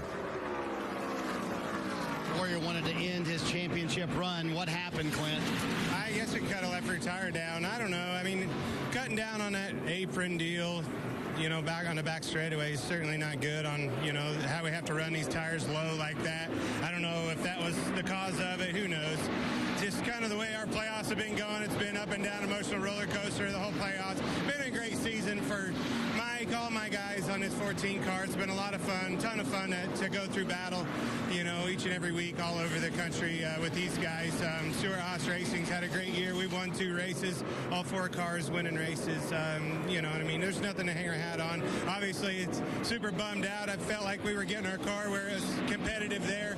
Our IT Savvy Ford was, you know, kind of marching up through them, starting 16th. I think we're running like 6th there. Starting to kind of get a smile on your face, you know, starting to grin and see the front and figure out what you have for a race car up there in clean air. And, you know, I was waiting to get another caution there so we could adjust on it. And unfortunately, we were the damn caution. So would you advise your teammates not to go low on those restarts then? I don't know. Who knows? I don't even know if that was it. I may have run over something. It just, I know I saw the 22 back in the fence back there, and, after I had trouble with the left rear, I was thinking, maybe that is it. I mean, you just spend a lot of time, being off the racetrack. At the end of the day, this is about the only racetrack we go to where you race off the racetrack, but I don't want to sit here and be a whiner either. But it's a bummer to be over here. I don't want to be over here. Sorry, Clint. Thank you. Saw Alex Bowman and Kevin Harvick battling for position, and Alex Bowman raced Kevin really hard for that position, continues to do so. You got to know that during the week, all of HMS got together and said, hey, you got to race hard, race these guys hard and try to keep that position.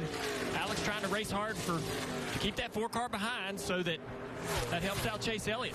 Alex knew, though, that it was inevitable. You saw Alex Bowman hand out the window, told Kevin Harvick, go to the inside, just way too fast to hold him back. So Alex wanted it, but understanding, just didn't have the speed, smartly just gave the spot up. A little bit fresher tires for Kevin Harvick as he tries to continue to work his way up through the top 10.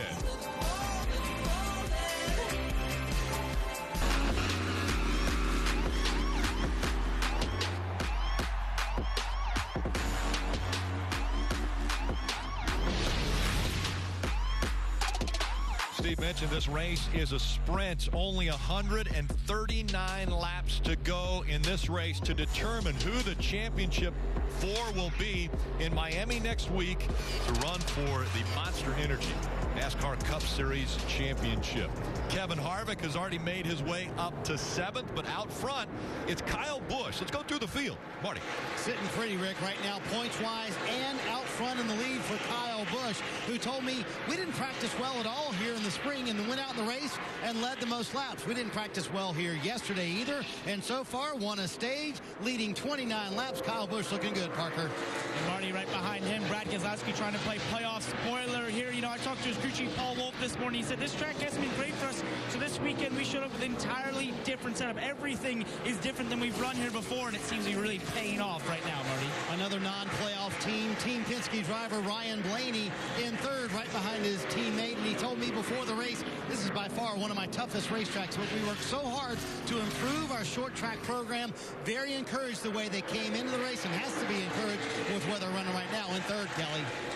Denny Hamlin eliminated from the playoffs, and this 11 team really trying to end the season on a high note and end as high as possible in the drivers' points. Crew chief Mike Wheeler said it was a busier weekend than usual, trying to get the handling right on this 11 car, but they did it. Denny Hamlin pretty happy there in 4th, Parker.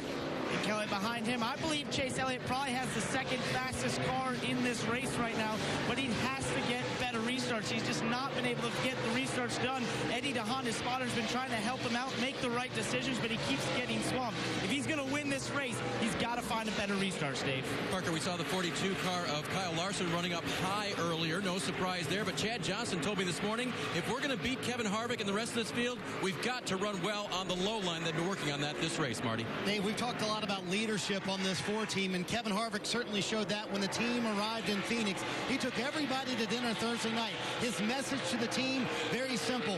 We must go out and win, but we must execute the plan that Rodney laid out. They have done that this weekend. Kevin Harvick working his way back up towards the top 5. His teammate Eric Almirola, he is back in the 8th position, and Johnny Klossmeyer's crew chief told me this morning, he said, we're going to take some gambles today. They did that on the last stop with 2 tires. He's in 8th, Parker. Behind him, Alex Bowman. If you remember a couple years back, Alex Bowman came here and had a tremendous run in that 88 car, filling in for Dale Earnhardt Jr. He didn't get that win, and it still haunts him to today. He said, earlier today he did not feel like they had that good a car, but they did wholesale changes overnight, and it seems to be working here, Kelly. Martin Truex Jr. running 10th has yet to win in the postseason, but the team feels like they should have won at least 3 playoff races. As many as 5 they feel like got away from them. They know they don't need to win here. Today right now he's showing 28 points above the cutoff line, but they're going to have to get back to victory lane next week in Miami to get back-to-back championships, Dave.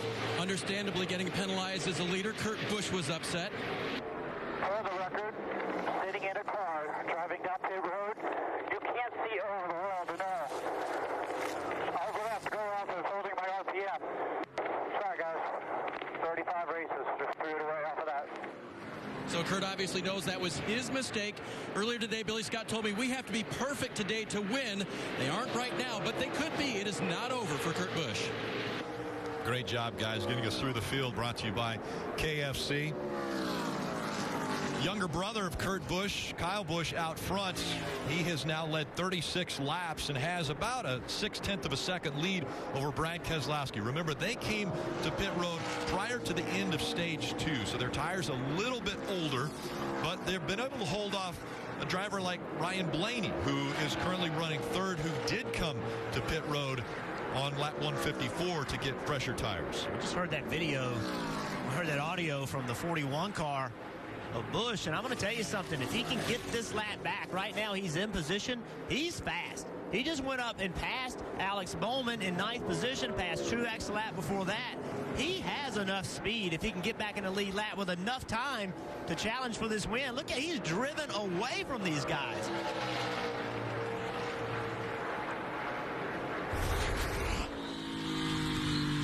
Let's look at Martin Truex Jr. here in his car. He is so frustrated with the balance of his car. He's sitting in 9th place, but they expect more out of themselves, and that's Martin goes down in the corner and the car pushes, all right? And that is so frustrating because you're basically at the limit of the grip of the car. You can only do what the front of the car will do. You can't go any faster. If you go faster, it just pushes worse. Kelly. Well, Junior, it's not even just the handling of the 78 car, which I think they have gotten better, but Martin Truex Jr. a few times has been frustrated on the radio about how he's being raced out there on track. I haven't had the benefit of seeing which cars he's referring to, but on more than one occasion, he's come over pretty heated on the radio. Welcome to running back there in 9th or 10th. It's not quite as polite as it is there for the lead, is it, Jeff? Yeah, that's exactly right. It's so much harder back in the pack. Martin Truex Jr. and this team, they're used to running in the front.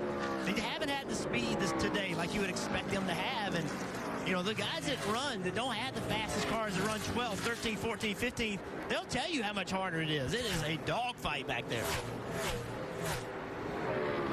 And if this continues, this run continues for Kyle Busch, he could put, for example, the next person that is on the lead lap, Bubba Wallace, a lap down. The second he starts putting more cars a lap down, that eliminates the possibility of Kurt Busch being in that free pass position. I said it best. It's time, right? Running out of time, Junior. Well, I was looking at that, and he's got quite a bit of time before he'll catch Bubba Wallace.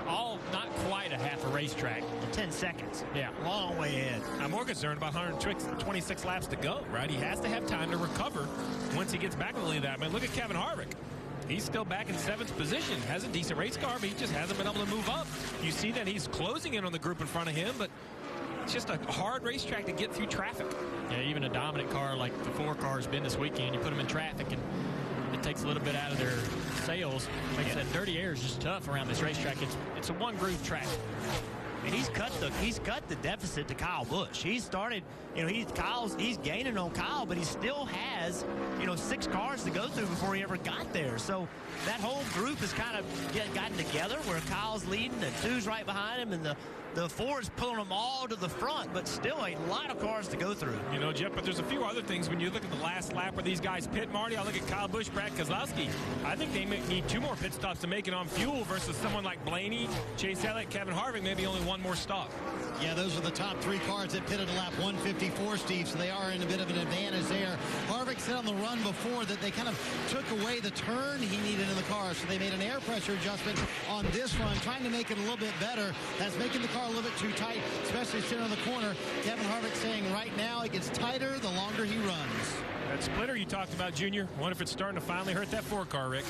You're not going to miss a moment or lap of the action as we're going to go NASCAR nonstop. But first, Jake Owen is going to take us to break. Come on! 7 drivers fighting for just 3 open seats. That drama on this redesigned track could be insane. Hold on tight, 'cause it's going to be wilder than 88 seconds. How many points can you gobble up in the first and the second stage? Winning stage 1, Chase Elliott. Hold on tight, 'cause it's going to be wilder than 88 seconds. Final lap of stage 2. Kyle Busch will win stage 2 here at ISM Raceway.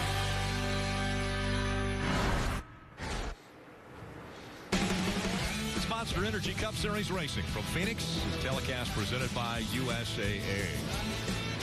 NASCAR Drive is your live race day companion. You can watch throughout the broadcast, select alternate camera angles, or ride along with in-car video of your favorite drivers. Never miss a lap with NASCAR Drive. Visit NASCAR.com/drive. Rick, 116 laps to go in this final stage, riding on board with Kyle Busch, the Toyota onboard camera, looking out the rear bumper. Make it look pretty simple, but look to the left. I think this could be the story here. Last pit, Kyle Busch, Brad Keselowski, great strategy. He's got them the track position. But from lap 136 to the finish at lap 312, that's just under 90 laps on 2 tanks of gas. I don't think they can do that, so that might be 2-stop window for Brad Keselowski, Kyle Busch, as well as Denny Hamlin, where I think Ryan Blaney, Chase Elliott, Larson, and Harvick, all those guys, they could definitely make it an only 1 stop. Still a long way to go, but if it goes green, we'll have to keep that in mind. 18-lap difference between Kyle Busch, Brad Keselowski. Those guys came at 136, and then Blaney, Elliott, 130 or 154. Kevin Harvick, Kyle Larson, all on that same strategy. Talking about Chase Elliott, he's moving into 3rd place right here.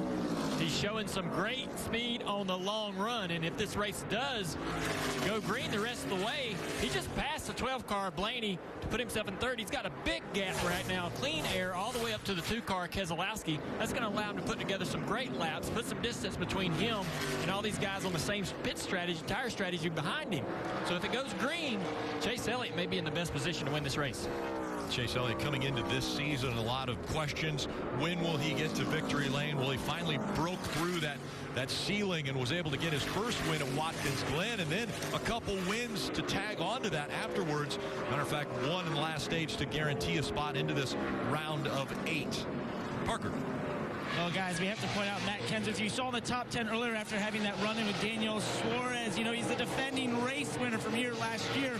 We won inside that 20 car Joe Gibbs Racing in what could have been maybe his final season in the sport. Then he got the opportunity to come back and do a partial schedule in the 6th. But I spoke to him this morning, and we might be watching his actual last race at Phoenix. He told me he has no plans to race next year. Even if he was running better than they have in that 6 car, he's not sure he would have wanted to race next year. So we're watching this champion go out here at Phoenix. You mentioned Chase Elliott. He just got by the 12 car of Blaney, and then behind him is Hamlin and Larson, Harvick and Almirola. This battle's gotten heated up. Hamlin's kind of backing up a little bit to Larson. Harvick will pull up to Larson and then can't get it done. Almirola's pulled up to Harvick, and now he's dropped back a little bit. It's been interesting to watch this 4 or 5 car battle. They'll get all bunched up, then they all get separated again. Drivers, how much can you feel 18 laps of less tires? Because that's what the differing strategy here with these teams. Can you feel 18 laps less? You can on new tires. Like if you have new tires and another guy's got 18 lap tires, you can take advantage of that guy on the older tires. But 20, 30, 40, the further you get into the run, it sort of equalizes. And that advantage goes away the longer you go into the tire run. I think it's important to remember Chase Elliott did 2 tires here. But Chase Elliott's on 2 tires. Hamlin's on 4, Larson's on 4, Harvick's on 4. So that 2-tire strategy gave him a little bit of pit position, track position, and it doesn't seem to hurt his speed. Not at all. Kyle Busch still out front. Keselowski is 0.7 of a second behind him. We mentioned Chase Elliott and the run he is making. Moving up, actually had the fastest lap that last time by. But it's Ryan Blaney, Denny Hamlin all in the top 5. Larson, Harvick, Almirola, Truex Jr., and William Byron all inside the top 10. Great run for William Byron back there in 10th. When would we expect the front runners to have to come to pit road? Lap 136, they were on pit road for fuel and tires. When do we see or expect to see them back on pit road? They have 11 laps of caution, so that will help them out a little bit. But you expect 136, and they can go 82 laps or so. So that would be 218 under green. That's about 14 more laps. With those yellows, maybe a little bit longer, 216, 218. But I think what's in the mind of everybody is we've seen some left rear tires go down. We saw Kevin Harvick had a right front. So can these Goodyear tires run an entire fuel run? That's going to be a big test as we start to close in on pit stops.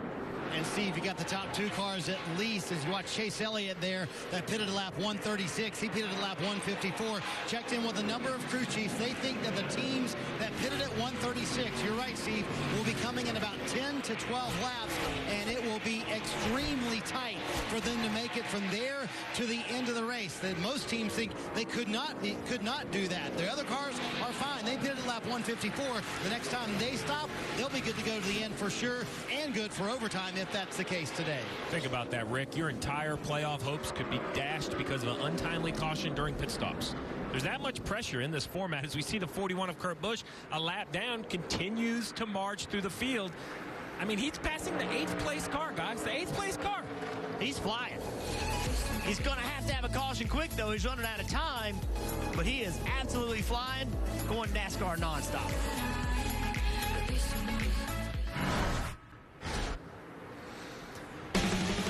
Just under 100 laps remaining in the Can-Am 500 from ISM Raceway.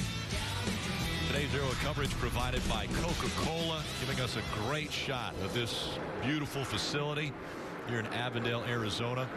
3 drivers right now that are on the outside looking in. Chase Elliott, Kurt Busch, Aric Almirola, of course, Clint Bowyer out of the race. He is no longer a part of the championship picture, but Chase Elliott just 6 points back as they run, and he's running in 3rd. We mentioned every position is a point.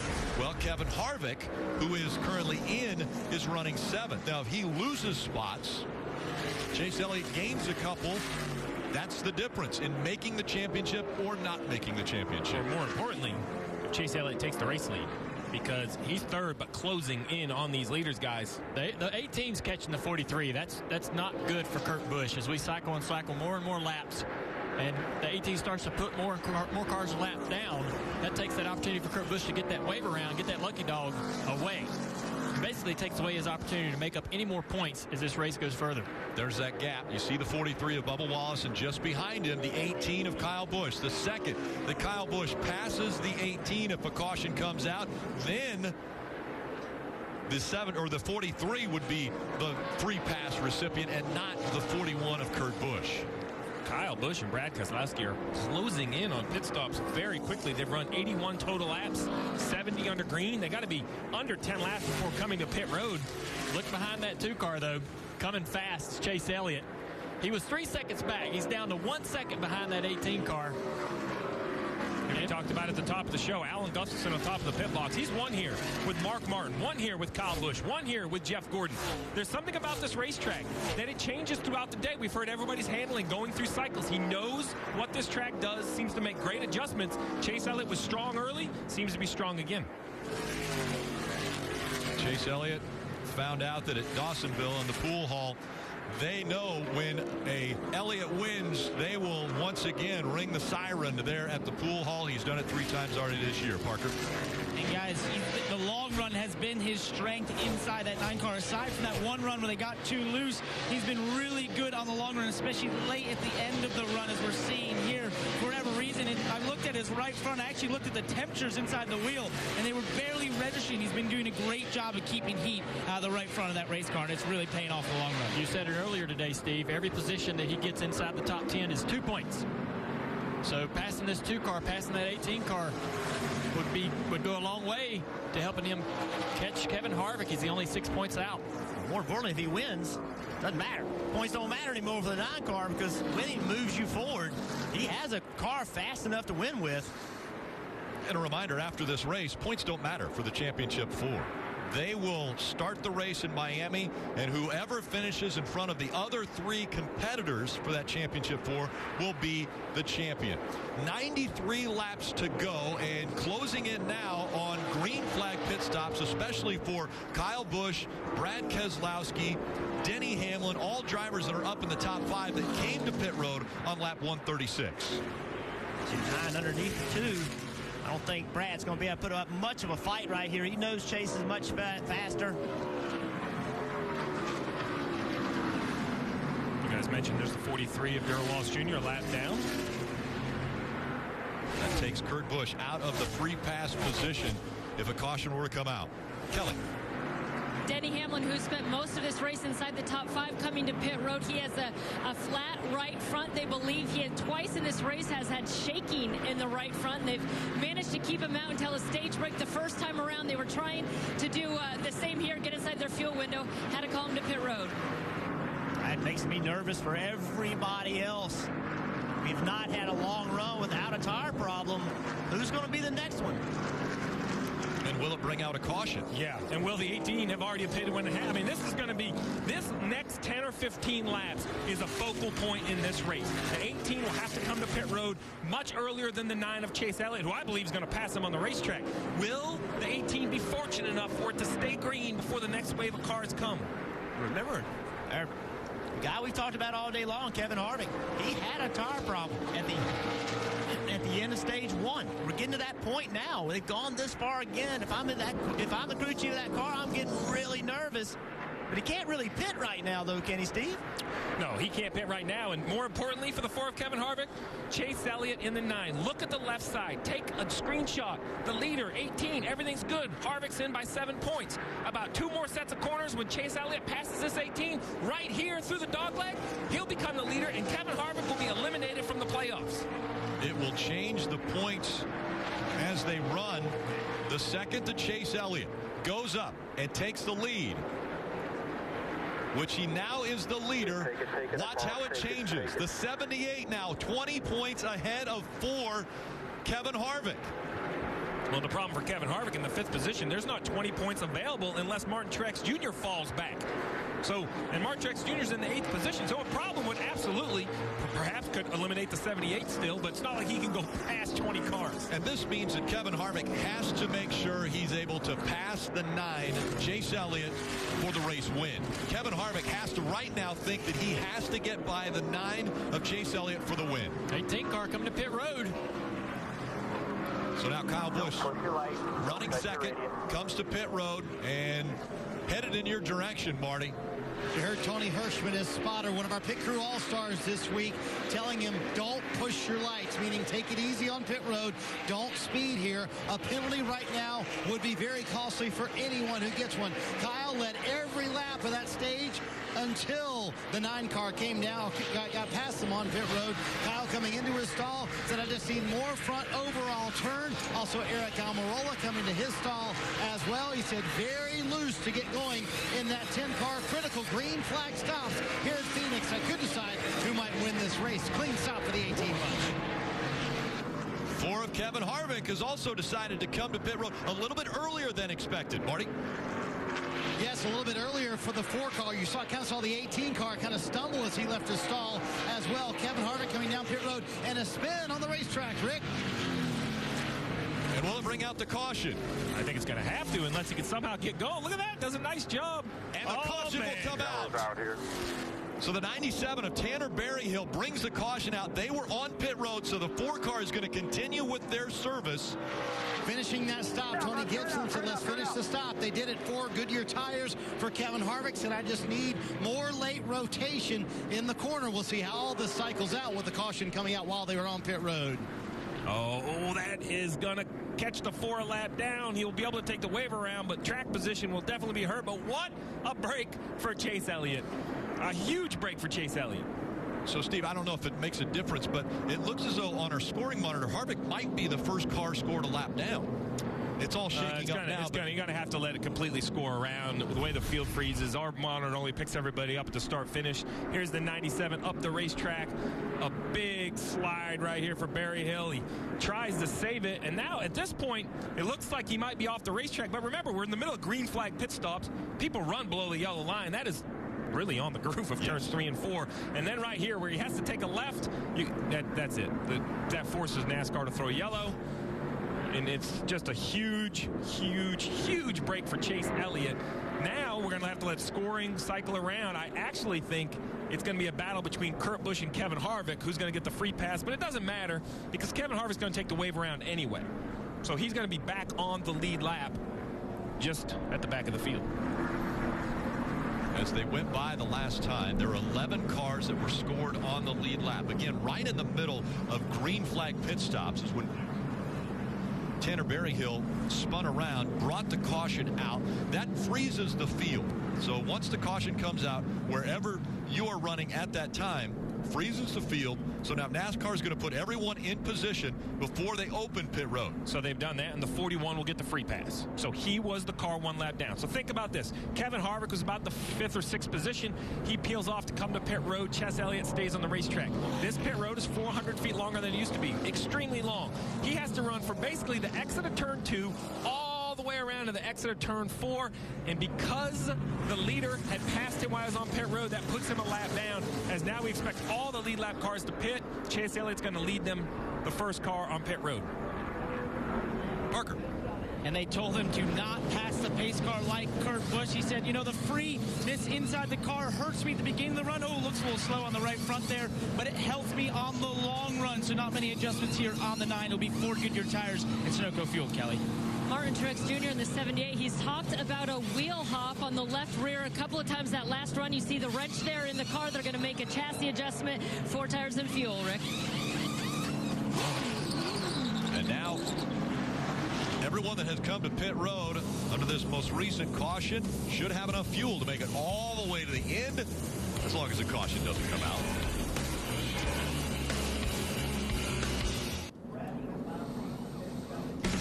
Monster Energy Cup Series racing from Phoenix, and once again the playoff pressure has stricken.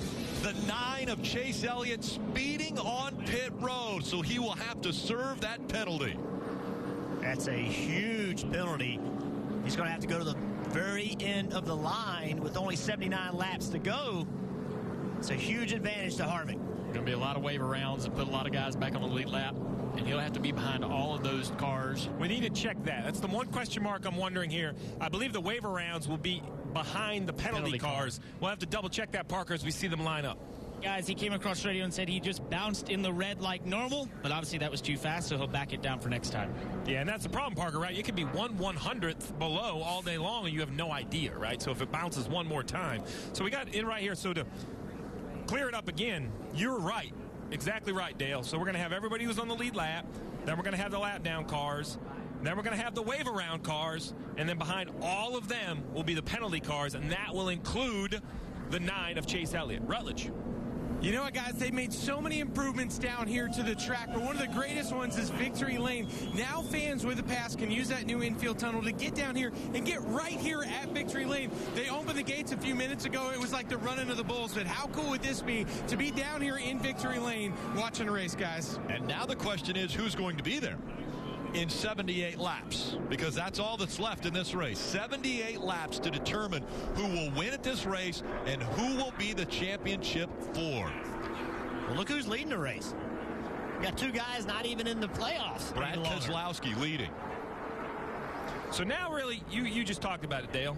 As we come around here, it'll be interesting to see if the pace car can even pull off this time, because we have so many wave around cars that, you know, we got to make sure we get everybody in the right position. Looks like the pace car will pull off. And it gets a little confusing because some cars will slow down and let people intentionally pass. They don't want to. They don't want to be there. The car on the inside, there's Matt Kenseth. He thought he was a wave around car, but not eligible. He'll have to get behind this group of guys. So here you go. You have the front row cars of Penske. Look all the way back at the right of your screen, the 41 of Kurt Busch. But the 9 already is in front of quite a few cars that are still trying to get up in position to be in front of him. He's letting him go. He's got to let those wave around cars go, or he'll be under penalty again. Through the restart zone. Back into action. Brad Keselowski, Ryan Blaney. They were 1 and 2 in the front row. The 78 of Martin Truex Jr. moves up to second. 3 wide behind him for 4th. Little contact made. Ryan Newman on the inside of William Byron getting a little bit loose there. That's going to cost Ryan Newman some speed. Here comes Larson on the inside. Look at Blaney in the 20 of Eric Jones being pretty aggressive there. Eric Jones is working his way through this group of guys on this restart. Got some great speed in his car. Oh, Blaney's got problems. Blaney down to the bottom of the racetrack.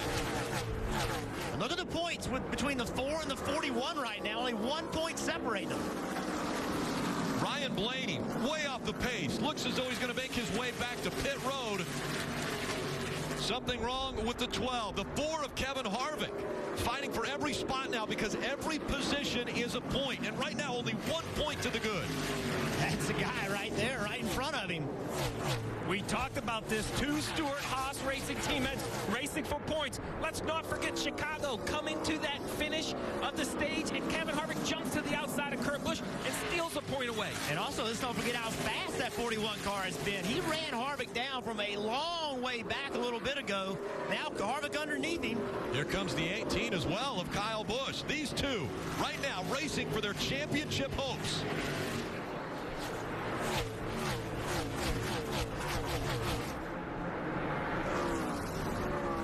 They stay side by side. Harvick on the apron again. We're in the Ryan Blaney lost water in the car, overheating. Look at Kurt Busch. You think he's getting the information about the points right now? That kind of move right there tells me he is. He knows how important it is to keep. Harvick has to jack up. He catches the 38. The 38 spins. And the caution will come out again. Harvick, impatient. The 38 not moving. David Reagan. And he just got in the back of it. Well, and this is going to make for chaos because now the 9 who was at the back of the field, all these players, not physical, not positions as far as where they were scored, but actual track position, they were way in the back. Now the 4's kind of let the 9 back in the game. This is going to be 73 laps to remember right here, Rick. And it's going to be a major battle to go to Miami. Yeah, this really wasn't a caution that Harvick wanted. You said it. This caution in the back of Reagan, you heard Harvick say he just stopped, but that caution, as you just said, that allowed Chase Elliott to catch up.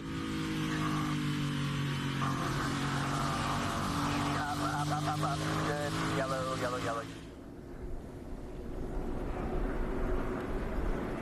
Harvick just misjudged the speed of the 38, got in the back of him. And Harvick had the pressure of the 18 that was on his outside coming up to pass him. Didn't want to give up that spot. 18 and 11 to pit road. A little surprising. I didn't think anybody would come. But I guess if you're the 18 of Kyle Busch, put some fresh tires on. You have so many points to play with. You don't want to have a tire failure, flat tire. Marty. You see Kyle Busch coming down pit road. He came from the top 5 position. He said, I don't know what to tell you to get the car to help it, but we certainly need a little bit of help. He's been loose early in runs, tight at the end of the runs for Kyle Busch. Coming in with 72 to go. You got to wonder if these fresh tires, although they're only about 4 laps fresher than the other guys, he is here on pit road. That's a couple more spots for Chase Elliott, who stayed out on the racetrack. Moves Chase up to 14th. And Steve, I think your point on this car, we've seen tire failures. This is about that. I think this is about making sure you're putting new tires on this race car, not having any kind of problems. They can finish the first car. They can finish on a lead lap, and they're going to Miami with a chance. So just be smart here. Understand your situation. Great race management. Don't get caught up in the action, right? Make sure you understand what it needs for your team to move forward, and Marty. It gets you away from Kurt Busch, Kevin Harvick. It keeps you away from that battle.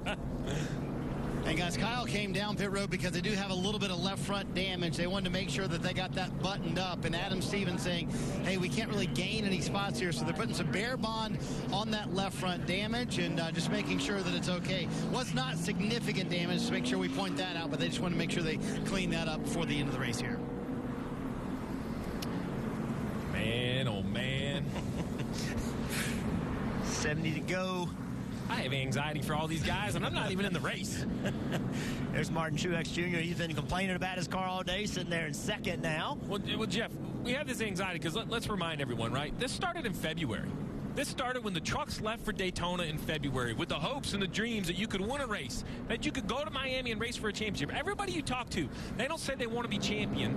Everyone says clean up in the 12 box. Well, and this is right in front of Kevin Harvick's pit stall, so the Ford team was over there helping as well, saying, hey, guys, I want to make sure that this is clean when he comes in. But, think about this. Everyone just says they want to go to Miami with a chance to win the championship, right, Jeff? It comes down to one race. So all of these decisions, the penalty on the 9, all of this stuff, 35 weeks in the making, Rick. Yeah, well, next Sunday on NBC, a champion will be crowned. The Monster Energy Cup Series, that race coverage from Miami begins at 3 p.m. Eastern. We still don't know who the 4 will be. The one driver, Joey Logano, locked in. He's self-proclaiming himself the favorite. But you never know who will join him at Miami. Let's get a few updates before the green flag comes back out. We go with Parker. And Steve said it, this caution was a big help for Chase Elliott track position-wise. He'll be restarting in 13th, and that car has been great on the long run, struggling on the short run, and especially on restarts. If he wants to continue to fight for this championship, he is going to have to get one of the best restarts of his life, Kelly. Well, the point situation has been a roller coaster ride for this 78 team, but now Martin Truex Jr. restarting on the front row knows exactly what he needs to do. Obviously, super duper safe here. Just need to be smart here, make it to the finish. And now Cole Pearn followed that up with, we just got to finish on the lead lap. We'll be fine, Dave. Kelly, just over 100 laps ago, Kurt Busch was laps down and penalized. Now he is back, and he has a car that can win the race. Remember, he holds a tiebreaker over Kevin Harvick if they tie at the end. Marty? Kevin Harvick sitting in ninth, could be racing his teammate Kurt Busch for a playoff spot. But remember, Harvick does not have to win. Right now, he is above the cut line. As long as he stays where he is and no other driver below the cut line gets that lead, Rick, he's in good shape. And Rick, they're the players. Kurt Busch, Kevin Harvick, Chase Elliott. Kevin Harvick on the inside row. Watch him on the restart. I expect him to take a hard left, try to make up positions. They fan out, going through the dog leg. 3, 4, 5 wide. Then into a narrow funnel of turn number 1. Harvick all the way down on the apron. He's on the inside of Kurt Busch. Kurt Busch trying to get on the inside of Jamie McMurray up here. Jamie's going to block. Wonder what Kurt's going to do down into turn 3. Turn 3, here he goes. He sends it on the inside of that one car. He's got to send it in there. He doesn't have time to play. He's got to go. He's going to be real aggressive. Now he's underneath the 31 of Newman. Very aggressive moves. That position's huge. Harvick back there, he is under attack from Almirola. He did not get a good launch on that restart. He wasn't really in attack position because 3 wide. He had to defend. Kurt Busch driving up on 3 wide here. Another opportunity. If he can get by this Newman car, Newman's being Newman. Boy, look at this. Send it down in there, Kurt. There he goes. Uses a little bit of apron right there. If he can clear Newman, which is really tough, you can see it right here. Newman fighting hard. Newman fights back on the outside. Kurt Busch still trying to clear him. Can't do it as they go into 1.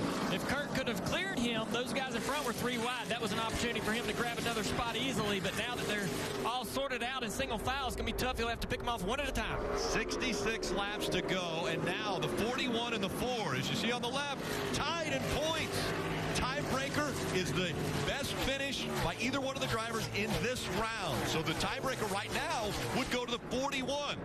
Harvick's going to have to get aggressive right here as these two here, McMurray and Newman, battling side by side. Can Harvick get aggressive, get these positions?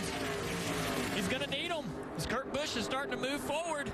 He is going to need them. Kurt Busch moving forward, and Kurt Busch with a fast race car. You have to assume Kurt Busch is going to go up and get more race cars. He's been fast all day, and you got the 18 and the 9 coming behind you. They're both fast cars. The 41 has separated themselves from those two guys. Harvick has not.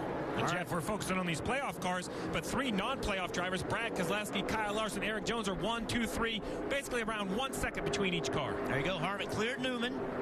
Now he needs Newman to hold these guys up from behind. You see the 9 and the 18 right there. We know they're fast race cars. I mentioned the tiebreaker. Last week when Kevin Harvick won the race, that race will not count. That finish doesn't count in the tiebreaker. But the best finish that Kurt Busch has is a 6th and a 7th. So if Kevin Harvick is able to clear the 41 and get up to 5th, then he would have the advantage of the tiebreaker if they are tied at the end of this race. The battle continues. Again, Keselowski is leading, but the fight for the 4th spot in the championship continues as we go NASCAR nonstop.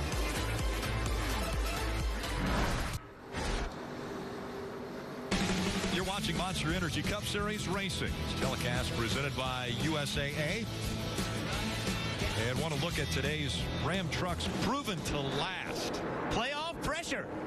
You only got 56 laps to go, a chance to win a championship right now. Who is going to fold and who's going to take advantage? And restarts, if we get any more yellows, them restarts down into turn 1, we've seen it all day long. Those cars going 3, 4, 5 wide. Guys getting take advantage of. That's going to be critical late. Well, if you talk restarts, Junior, that means there might be yellows, and I got pressure. Should we pit? Should we take tires? We watched Kyle Busch win a stage earlier, Rick, with the restart of his life, took those tires right to the front. So with 55 to go, if it's on the green, nobody's going to pit. But with a yellow, decisions are going to have to be made.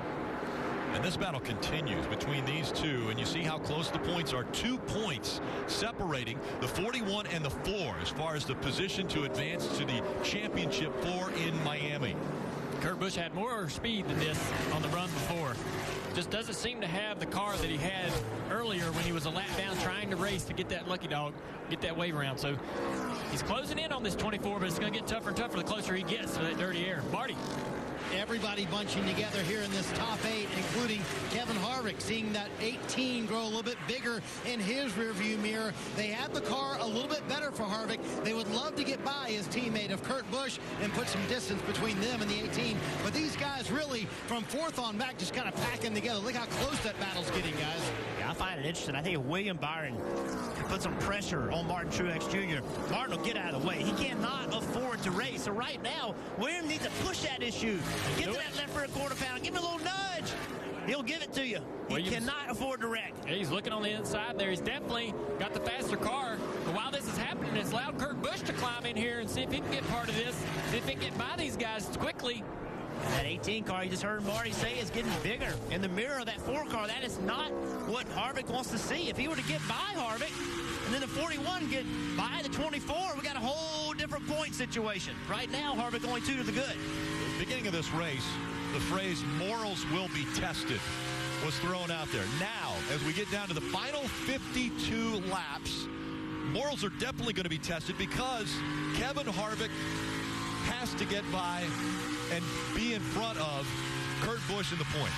Well, yeah. And he's right now behind him, but the 2 points separating the two is way too close for Kevin Harvick. Way too close. And listen, why we talk about that playoff battle, let's not forget some other playoff drivers that have been eliminated. They're no longer eligible. They're at the front of this field. Brad Keselowski in the 2 car, leading currently by a little over 1 second over the 42 of Kyle Larson, who has about 2 seconds over the 3rd place running Eric Jones in the 20. And then we mentioned it a minute ago, you have Truex in 4th. But how about William Byron? Has not won a race, but when you talk about learning and experience, this is some experience right here. Playoff battle, the pressure of the playoff cars around you, but he is holding his own in that 24 car, running in 5th. Oh, hard into the wall, the 17 of Ricky Stenhouse Jr. Fire underneath that car. He's up against the top of the fence up there. Caution is out. It's like another left rear flat. He's already got the window net down, trying to unstrap himself. I swear, I think Clint Boyer said it best, that maybe, these guys diving down onto that apron through that dog leg is doing some damage to these tires. That's a big impact. Look at the damage on that car. A little bit of fluid coming out as the safety crew gets to Ricky Stenhouse Jr. Here's what happened. He's going to come in the picture already backwards. Wow.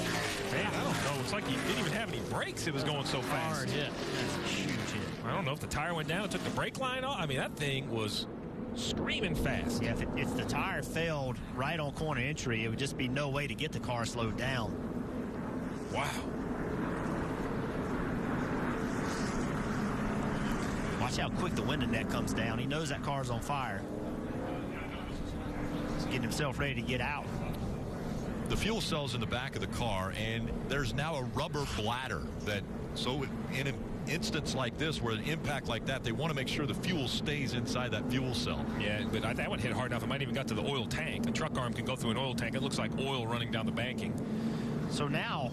Yeah, exactly. So now what? Now what are you, my driver? You're asking me what I'm supposed to do. I'm going to do what you tell me to do. Yeah, I'm just waiting for you to tell me. No, well, think about this. We saw 2 tires work for Chase Elliott earlier. We saw 4 tires on Kyle Busch drive right to the front. These leaders have 23, 24 laps on their tires. I think it's easy for Chase Elliott. Do what they don't. I agree. Right? He's got him in a must-win situation. I agree. He's got to do what they don't. What do you do if you're Kurt Busch and Kevin Harvick, though? Right? That's the decision. It's so close. You almost want to do whatever the guy you're racing does and just, put yourself in position to race him, but it's impossible to tell what the right thing to do. Well, what about the tire issue? Here we go. Right now, you have a tire question in your mind. Look at Kurt Busch. 41 stayed out, 4 pitted. Wow. Big move by the 41. That's the answer to the strategy. Parker. Chase Elliott pits out the 9th position. It's just going to be right side tires here on the 9, trying to make a play for track position here. Should be added tape too, Kelly. Martin Truex Jr. said he's still loose in some areas, but after the last adjustment, he got tight across the center quicker. They're going back on a wedge adjustment. It will be 4 tires for the 78. Kyle Busch coming down pit road in the last minute call here. A lot of these guys going to switch from 4 to 2 tires with all these guys coming and taking 2 tires. Kevin Harvick's on the left side of the screen. He said, I need the car to help turn more in the center, especially late in the corner. Kyle Busch opting with 4 tires. This is going to be a fun duel, guys. And a few taking 2 tires. Different strategy of those coming off of pit road. And remember, the 41 stayed out on the track.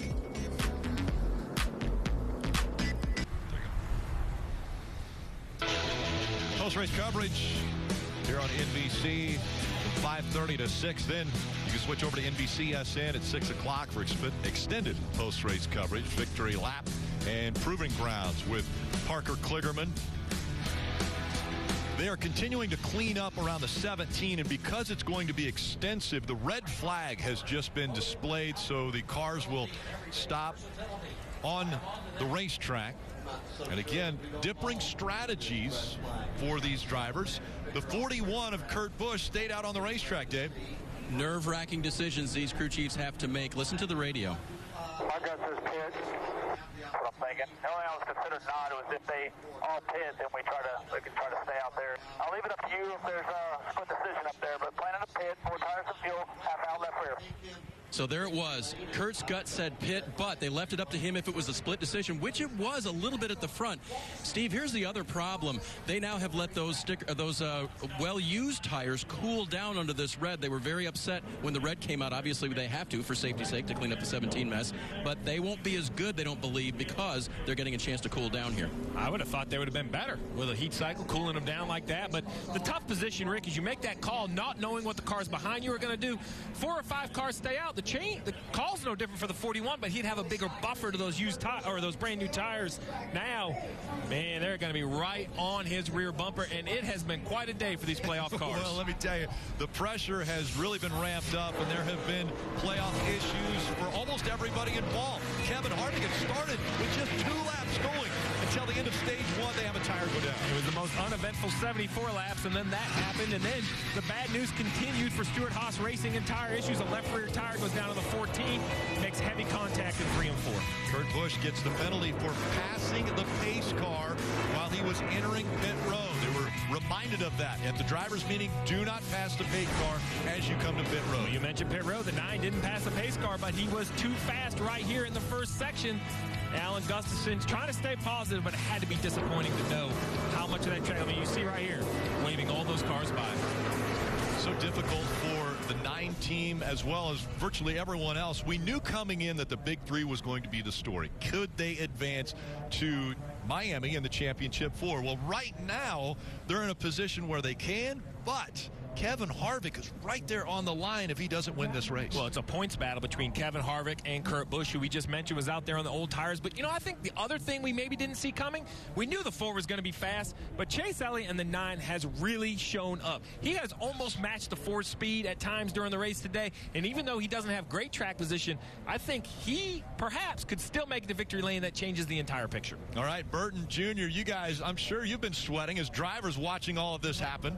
Yeah, it's been up and down. It's been hard to tell who's been in a situation that is a have-to-win kind of situation. Every driver sort of faced that today between Kevin Harvick, and Kurt Busch, and Chase Elliott, and we're still really unsure. I think that was a brave call by Kurt Busch. If he truly made that call, now that he's not the control car because Eric Jones stayed out as well, what does he have to do? We've seen that inside line and that control car jump out to a really good lead into turn 1. So Kurt will have to have the restart of his life, and he knows he's up against those new tires behind him. I think that's the key. In racing today, restarts have become so important. And so now on this racetrack where we've seen 3 wide, 4 wide, you're going to have to push the issue. You're going to have to get yourself in a position that you really don't want to be in, but a chance to win the championship's on the line.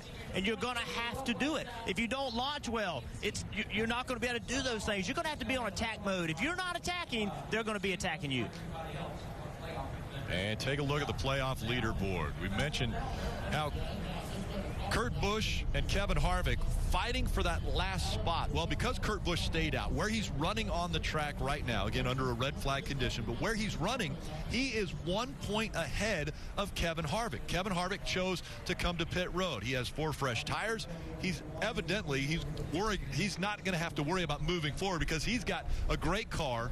But what is Kurt Busch thinking now with tires that are worn out up front and not a lot of help behind him to block? Yeah, I think he's going to have to be worried about that. But one name we haven't said, and I think it's worth mentioning, he's been kind of quiet but still in position, Aric Almirola. I mean, every time I look up, we keep talking about the 41, but that 10 is just kind of there. He hasn't showed the speed yet, but these restarts have been crazy. You never know. We could see another accident, or could Aric Almirola maybe have the restart of his life, get that track position. We saw earlier, guys, how good Kyle Busch was. I didn't think new tires was going to matter that much, and watch this move right here. Kyle Busch accelerates, takes a hard left. That's basically pit exit. He's on right there. 3 wide, and it continues. He goes in 3 and 4. Doesn't even consider getting on the racetrack. He is 2, 2.5, 3 car widths below the yellow line, and I think that's the difference. We talked about the moving of the start-finish line and how it's going to affect the restarts. What it has done is Phoenix Forever, new tires had to go down into old turn 1, very narrow. They had to kind of get in line.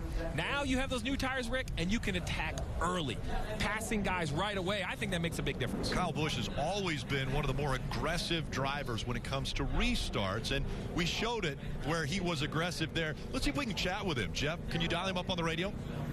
Hey, Kyle, it's Burton in the booth. You got a moment? Hey, what's up, Jeff? Well, we've been watching these restarts, and we've got nervous up here. I want to know how bad it is in that race car. It's pretty intense. Guys going all over the place, I'd say. You know, anywhere you can kind of find a lane, I guess you might as well use it. So, you know, this M&M's Camry seems to like the restarts. So you're pretty good. You're in really good shape with a point. So how do you attack this restart? Everybody around you is kind of in must-win situations. They got to race each other for this battle to go to Homestead. What do you guys do? Well, if I was fast enough to bulldoze up through everybody, then I'd try to win the race. But it's a little harder than that. So, you know, just trying to make sure that we do what we can to go after the win right now. It's all about the trophy. We're in that position. So hopefully we can get ourselves back up there a little bit. You know, that caution really hurt us a couple cautions ago. Hey, Kyle, I want to say thank you from all the fans taking time. You know, you're right in the middle of your job, trying to make something happen. We really appreciate you taking time. Good luck, bud. All righty, you got it. Thanks. Parker. Well, guys, we want to catch up here with Alan Gustin, crew chief for Chase Elliott. Decided to do 2 tires there. The last time you decided to do that, you were able to get to the lead. Was it a no-brainer? Well, I just think it was the position we're in. We didn't have really many options. We've got to get low track position, and you know, I think that puts us in the best spot right now. So we'll see what happens. Certainly a lot of racing left to go, and we'll see how it goes at the end. You guys have struggled a little bit on the short runs and on the restarts. Any changes you've made to help that out? Yeah, I mean, our car's certainly not, short ones aren't our best attribute, but we've tried to work on it a little bit, and we're kind of right in between right here. So hopefully our car will take off a little better here if we can get a good restart and get up through there. I think those guys up front with their tires might be in trouble, and we'll just see if we can't get through there. Going to come down to this restart here, Kelly. Cole Pern calls the shots on the 78 team, and Cole, it wasn't a pretty start to the race, but right now showing 19 points above the cut line. How conservative do you want Martin to be on this restart?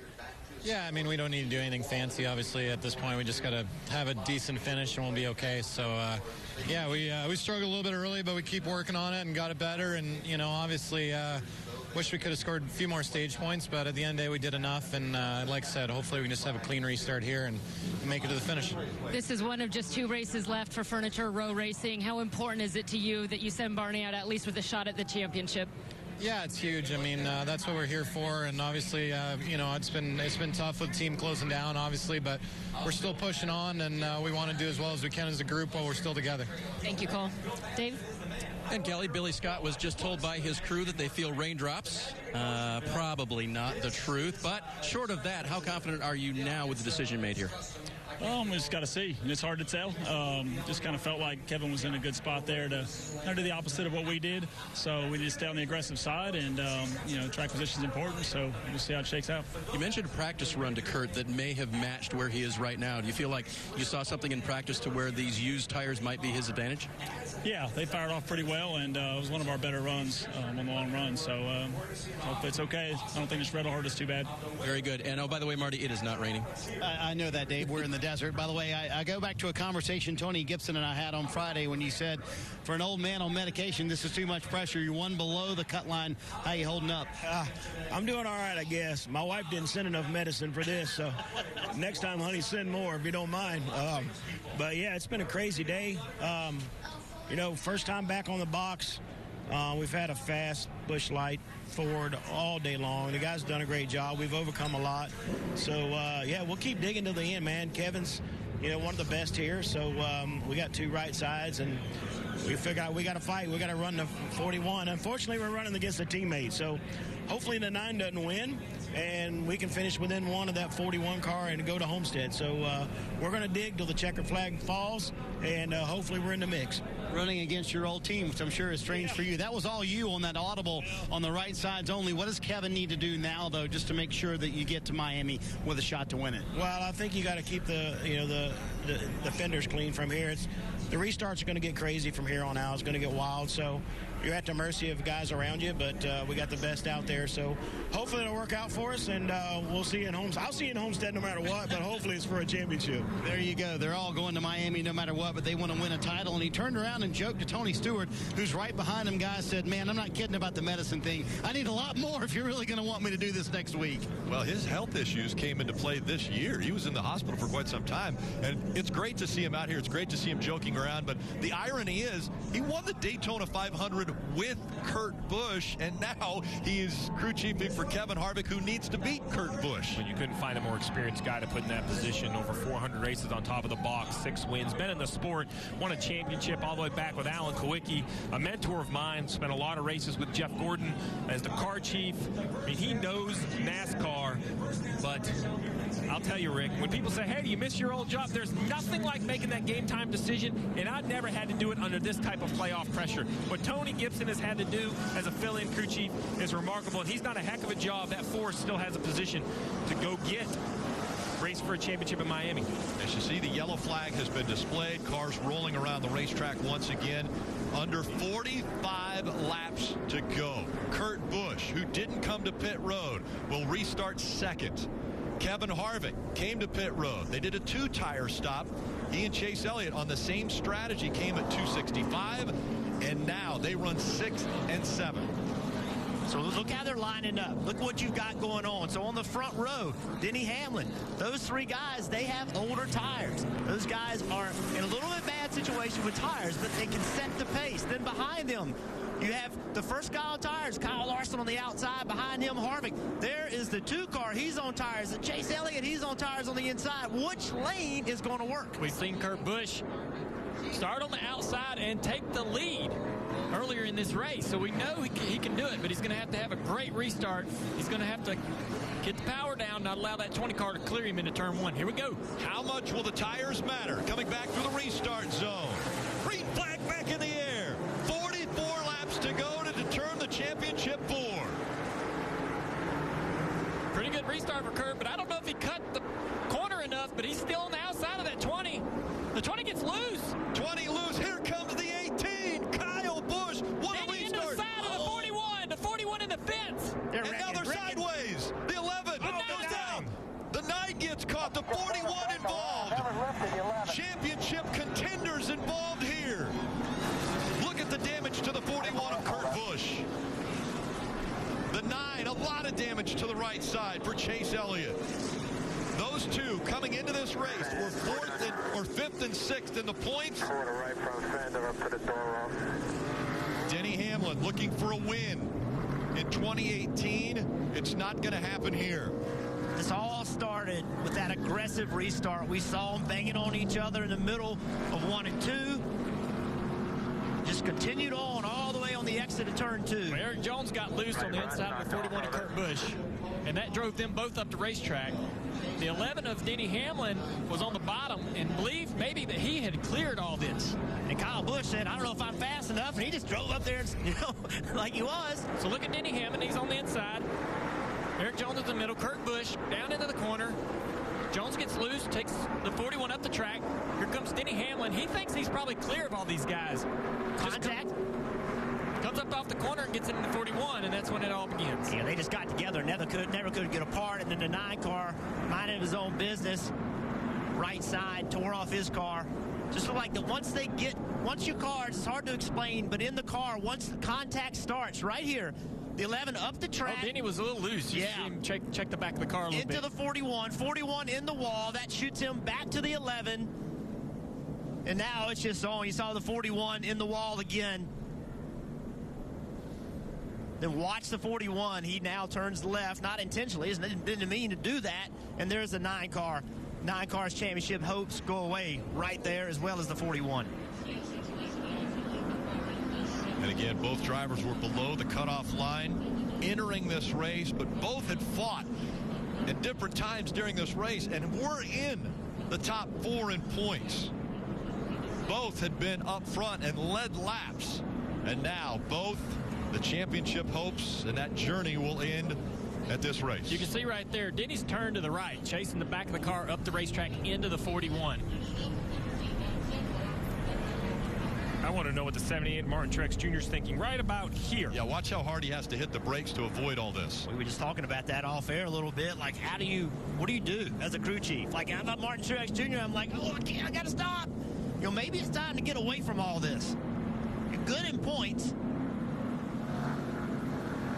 But one of the big things for Martin Truex Jr. as well as the other competitors, now that is 3 cars that were below the cutoff line that are out of contention in this race.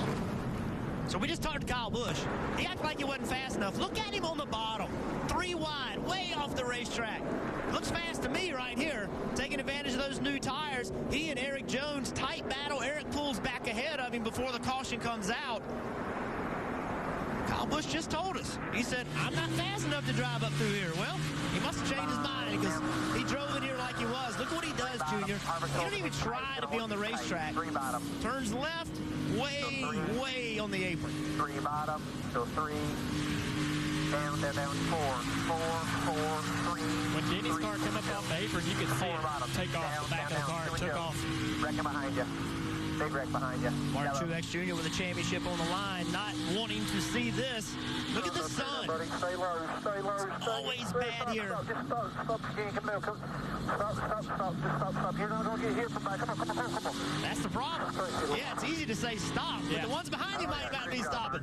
You saw it wheel hopping. The car was wheel hopping. He was trying to get it slowed down. That's some intense moments for a driver. The 41, the 9, extensive damage on both playoff contenders' cars.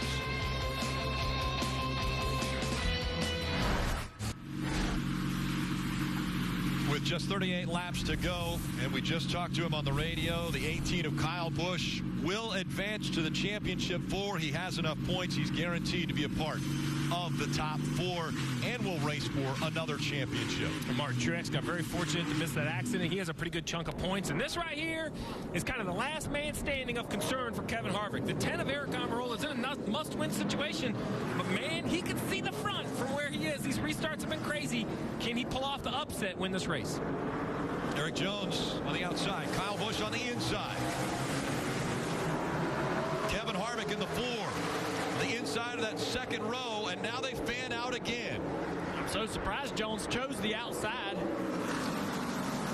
Yeah, I'm surprised too. I think he thinks on those old tires, he knows his car's not going to turn good enough, so maybe just a higher radius. He's still on the outside of that 18. I thought the 18 would clear him easily there. Yeah, just not turning the car as much with those old tires. I think that's what his belief is.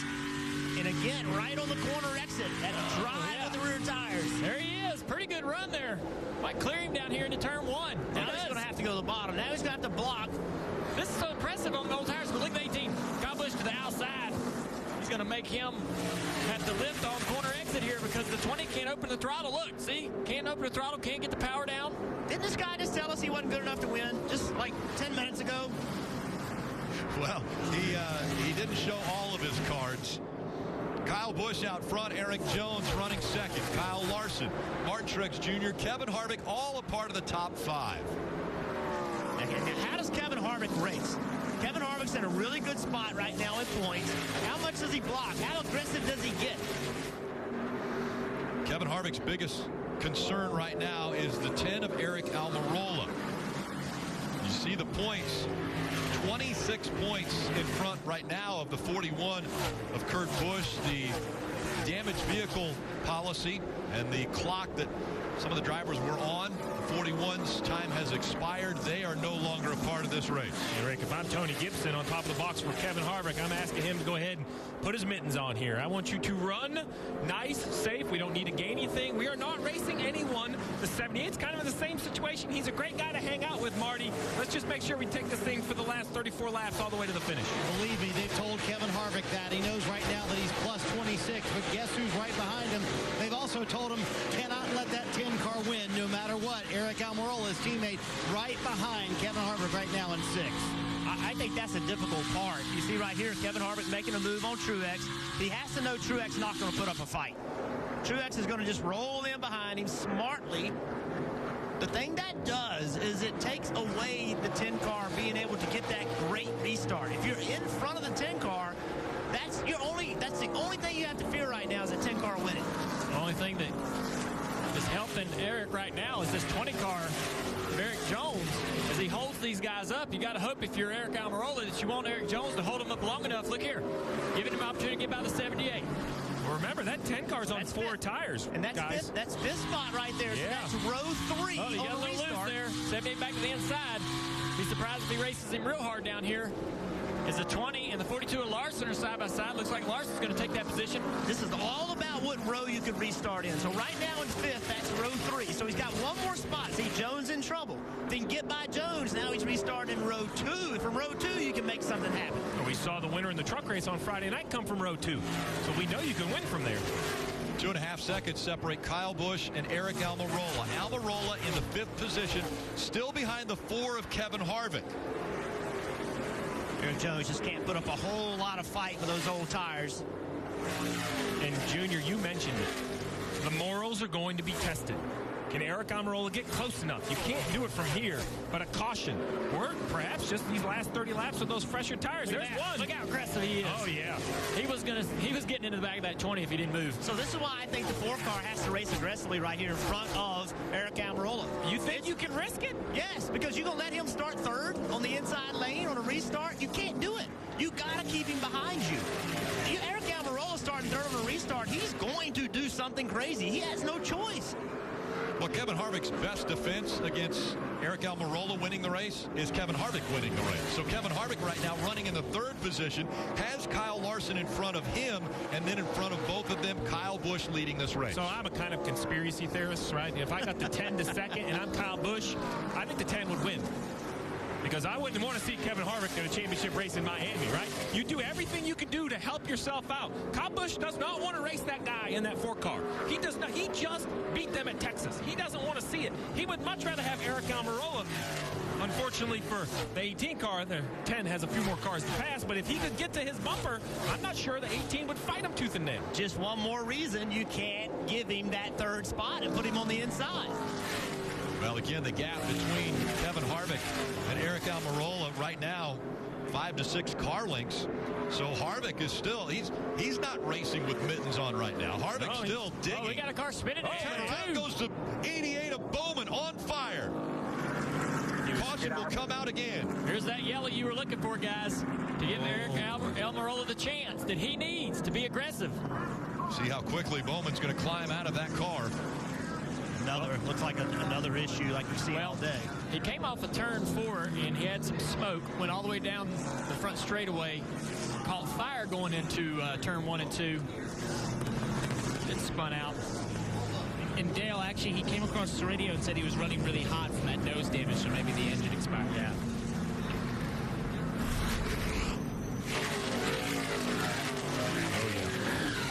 That looks like a major engine issue. I'm sure the oil dumps underneath the car, no grip of the rear tires. Yeah, you can see the fluid pouring out. Big concern when that spins around, it kind of forces the flames up inside the car. Scary situation. Very hot in there, I promise you.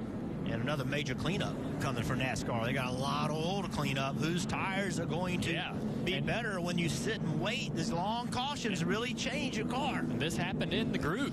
Yes. So just to let you guys know, Harvick and Almirola, if neither one of them come to pit road, will start side by side on the restart. Second, third, and fourth. They're not coming to pit road, are they, Steve? This cleanup's gonna put a ton of speedy dry down there in turn 1 and 2, where these guys are all gonna be 3, 4 wide going into that corner. So Kyle Busch, Kyle Larson, right now running 1 and 2. Harvick and Almirola are 3 and 4. And again, Harvick's biggest competition to be a part of the championship 4 is Eric Almirola if he wins the race. And Kyle Busch he will control this restart. Harvick has to start in second. In the inside of the second row in the 3rd position. So What does Kyle Busch do? Does he pick the opposite? What does he do here? If you look at where they put the Speedy Dry, where that car lay down all that oil, it's right on the bottom of the racetrack and not on the apron. So I would think you'd want to be on the inside lane, whether you're controlling the restart or starting third, to be able to go below where this cleanup's going to be. It's going to be difficult for those guys in the outside lane starting second and fourth because they're probably going to have to run through this Speedy Dry and this oil.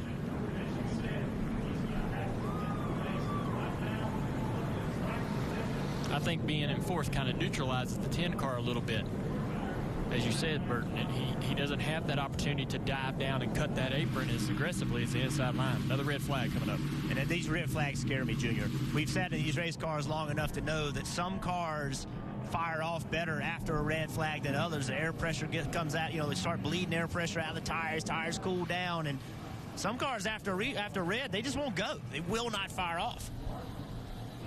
Well, we mentioned playoff pressures.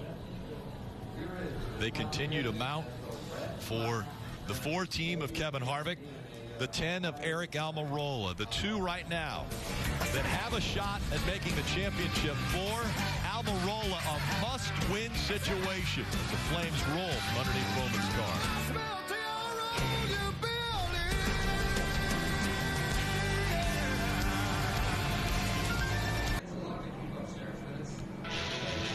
Still under red flag here in Phoenix. We're going to have an opportunity to talk to the man who's going to be in position to go win this race. Check in with Aric Almirola. Eric, Jeff Burton, you with us? Yep, I got you. We'll restart fourth here, Bud. What you got on your mind? Winning. How you going to do that, man? This restart's been crazy. What's your plan here? I can't tell you my plan. Everybody else will know. Well, good luck. We're going to be watching. I was wondering if you'd say it, but we got you, man. Have fun. We'll be watching. Thanks for talking. Thanks, bud. Eric was focused inside the race car. That got a chuckle from Johnny Klossmeyer's crew chief who was listening in. So how are your nerves on top of the pit box, and what's the thought here with a couple laps to go? I mean, I'm calm here. Eric's keeping his cards close to his chest as he should right now, but we're in a good position. Everyone on the Smithfield team has done a good job of keeping us all in position and putting us right here to be able to restart on the outside. And we have 4 tires, just like the leader does, and the other guys have 2 tires. So I feel like we're in an advantage there. So we'll see what happens. I mean, everyone's done a great job just to be in this position. Eric seems very focused, but I want to know how aggressive you're fine with him being. Is it okay to maybe move a teammate to make it to Miami with a shot to win the title? I will let him make the decision there, put that in his court. But as long as he's in position to make that decision, that's all we can ask for. There you go. It could come down to Harvick versus Almirola for that final slot in Miami, Dave. Marty, outside the infield care center, Kurt has been released. You okay? Yeah, everything's good. All right, so walk us through that final restart and the crazy day that it was, Kurt. I just got pinned on the outside wall. Needed to hold position on whoever's going to be to my inside. I expected Jones to be down there, but Denny came out of nowhere and cleaned us out. That was my spot to try to hold. I knew there was going to be more yellows now. I felt like staying out was the right call. That's what helped us put ourselves in that position. And so I'm not going to look back on anything. Even the pit road penalty, if it's black and white, I just need to get updated on my rule book and understand that what I did doesn't gain me anything. But if it's a rule, if it's black and white, then so be it. But we charged back up through there. It's great to have Stewart right there to help me out, like a coach who's been through it before. And he coached me back in, too, to get back in the groove. And we were coming. We were there. It was one of the best cars I've ever had at Phoenix. And I feel like I let my guys down, but I'm not going to second-guess anything. Racing for the win, trying to advance, and didn't get the job done. So thanks to Gene Haas, Haas Automation, Monster Energy. We'll go to Homestead and race for fun. I was going to ask, is this one harder to swallow because it was such a great race car today?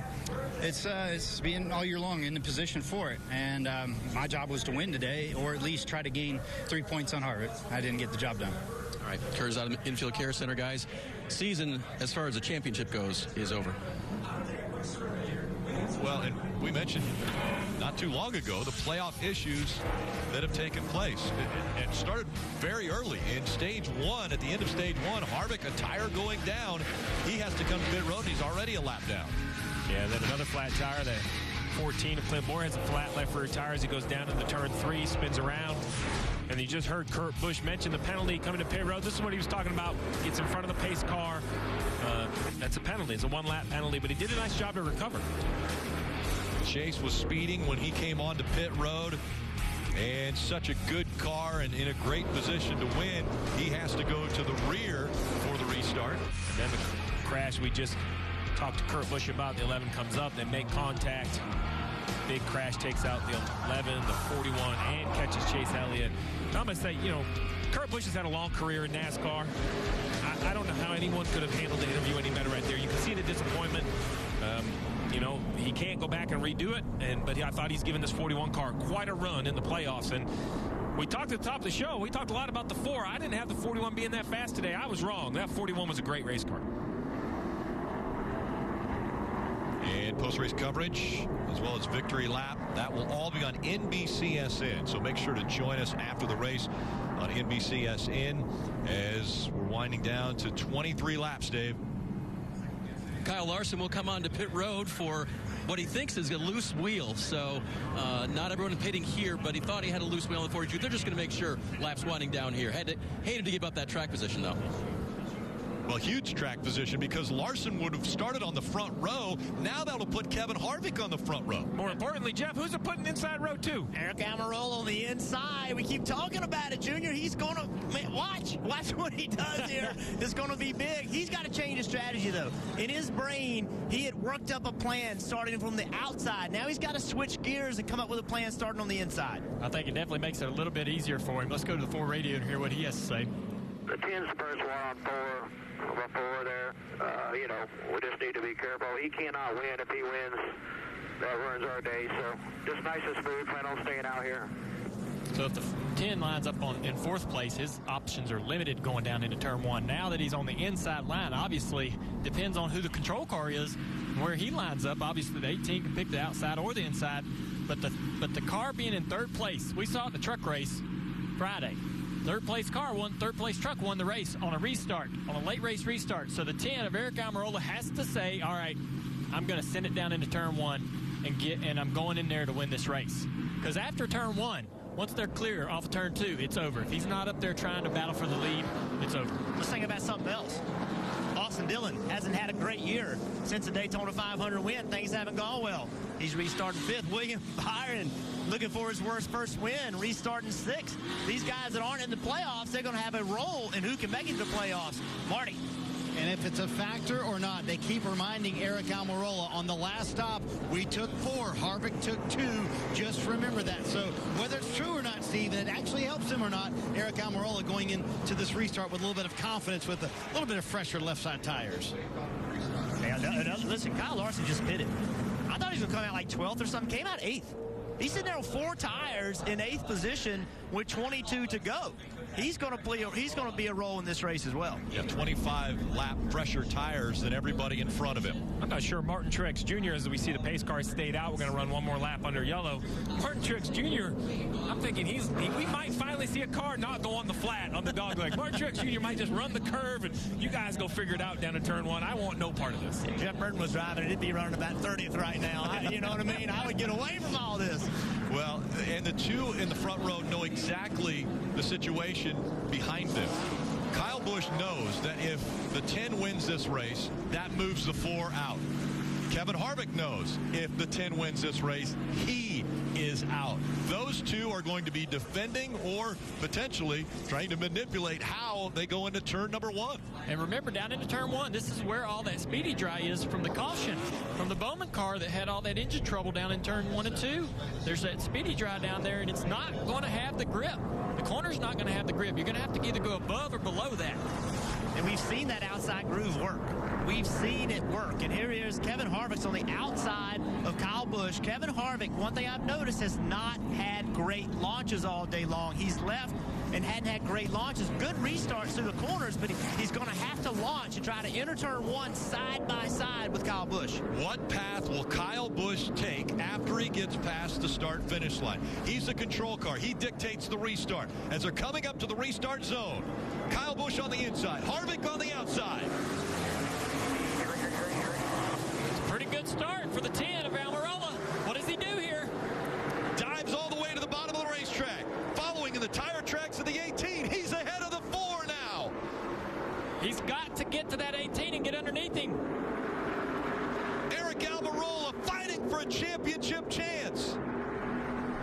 Harvick. Stay with it. You're better than that 18. Eric Almirola, left side tires on that apron. That's normally not good in 1 and 2. I'm sorry, 3 and 4. Almirola has to win this race if he wants to make it into the championship 4 next week in Miami. But here comes Harvick. Harvick to the inside. He's going to try to get by Almirola. Almirola got loose in the speedy dry there. That's going to cost him. It's going to be hard to hold his position. Now he's on the outside line. Here comes Harvick through 3 and 4, trying to take second away. Can't make the pass. Yeah, Harvick can't get the power down on throttle. Can't get on throttle there, and that cost him. Now Eric Almirola just needs to calm down. Just try to put together some corners, see if he has the speed to close in on the 18. Just right there in the middle of the corner. Not as good as the 18, but still good launches on corner exit. The 4 car. Going to put pressure on right here. Oh, into the wall, the 97, Tanner Berryhill. And the caution will come out again. Another restart. Under 18 laps to go. That puts Almirola on the front row with Kyle Busch. Interesting. We've not seen anyone restart on the front row when they're not the control car do very well. We just saw it just now with Harvick. Pretty much anyone who's restarted on that outside line. One thing I've seen with Harvick, he hasn't been real aggressive. Excuse me, hasn't been real aggressive on these restarts. He's going to have to be aggressive. He's going to have to drive down on the apron. He's going to have to drive into turn 1 on the bottom. He's been playing it very cautious. I don't think he can do that anymore. You know Eric Almirola is going to be pushing the buttons. That's what Harvick's going to have to do. He's going to have to change plans a little bit, get exceptionally aggressive. Hey, let's not lose sight of the 4 fresh tires of Brad Keselowski, who now is in 4th. He has moved up, and he will now be restarting in the 4th position with those 4 fresh tires. We mentioned that Larson started 8th. Well, Keselowski also restarted back there behind Larson and has made his way up to 4th. Listen, Dale Jr. said it, I said it. Morals are going to be tested. There's new rules to racing in the playoffs. We just saw this.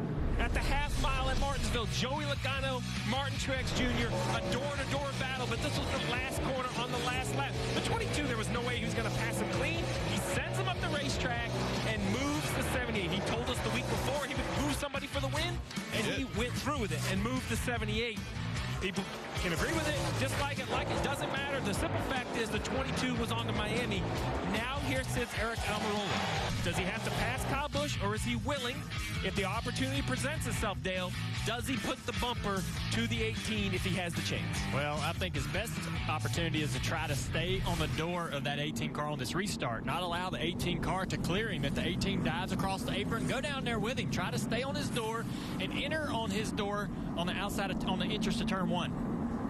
Dale Jr., think about Eric Almirola. Remember earlier this year at New Hampshire in July, he had the dominant car there and did not get a good restart with the 26 laps left in that race. Really beat himself up for that and told me after that, I've got to learn how to run up front. It's a different world restarting when you're running for race wins, a position he's not been in his career. He was in this same exact car in that New Hampshire race. This could be the restart of his life that could put him in the championship 4. It's not ideal where he's going to start, but it is doable. We've seen it before with Kurt Busch today. To make that outside work, you just cannot allow the inside line to clear you. And even on the launch is the key part. If the 18 launches and clears, that's what the 10's got to stop from happening.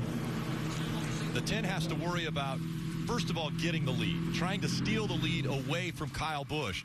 But then he's going to have to defend it. Well, yeah. And the one with the freshest tires behind him is Brad Keselowski. Yeah, Dale Jarrett he's watching this closely. He just contacted me. He says, hey, if I'm Eric Almirola, I might jump this restart just a little bit. Make NASCAR make that call. That's a great point.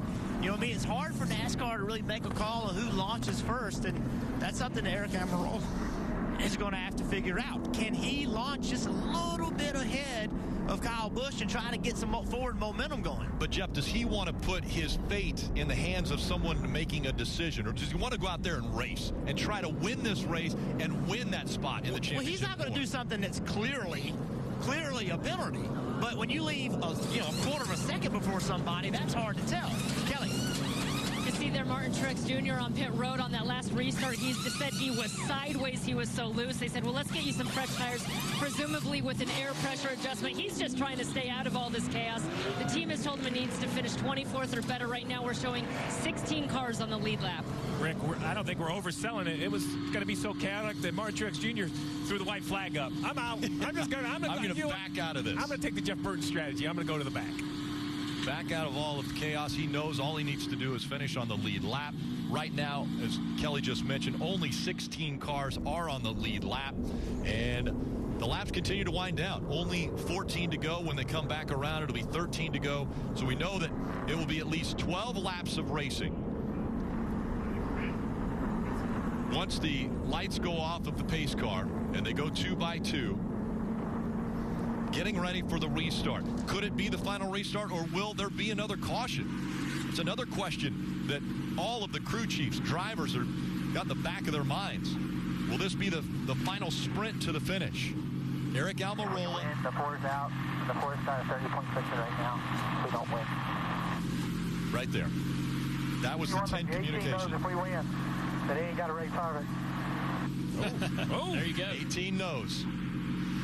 Would the 18 give up a win today to not have to battle Harvick for the championship next week? I've seen Kyle Busch finish a race in second and feel so disgusted that he finished second. I don't think there's any chance that Kyle Busch doesn't go out there and try to race as hard as he can for the win. Don't count Keselowski out. And don't count He's got Keselowski 20 lap fresher tires sitting there in fourth.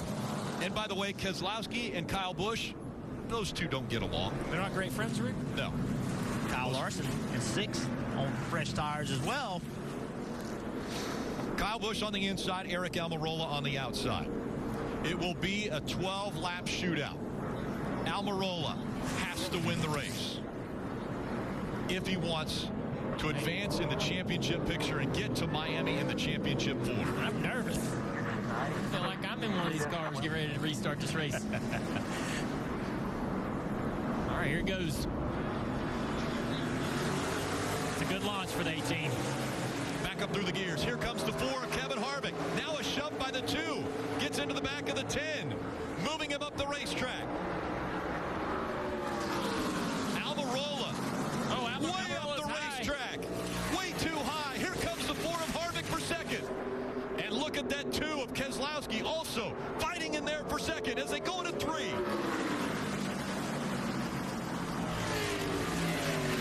Keselowski side by side for second with Almirola. Fresher tires on the 2. If the 2 gets by Almirola, that completely changes what Harvick has to do. That's what he's wanting right now. He wants this pass to happen.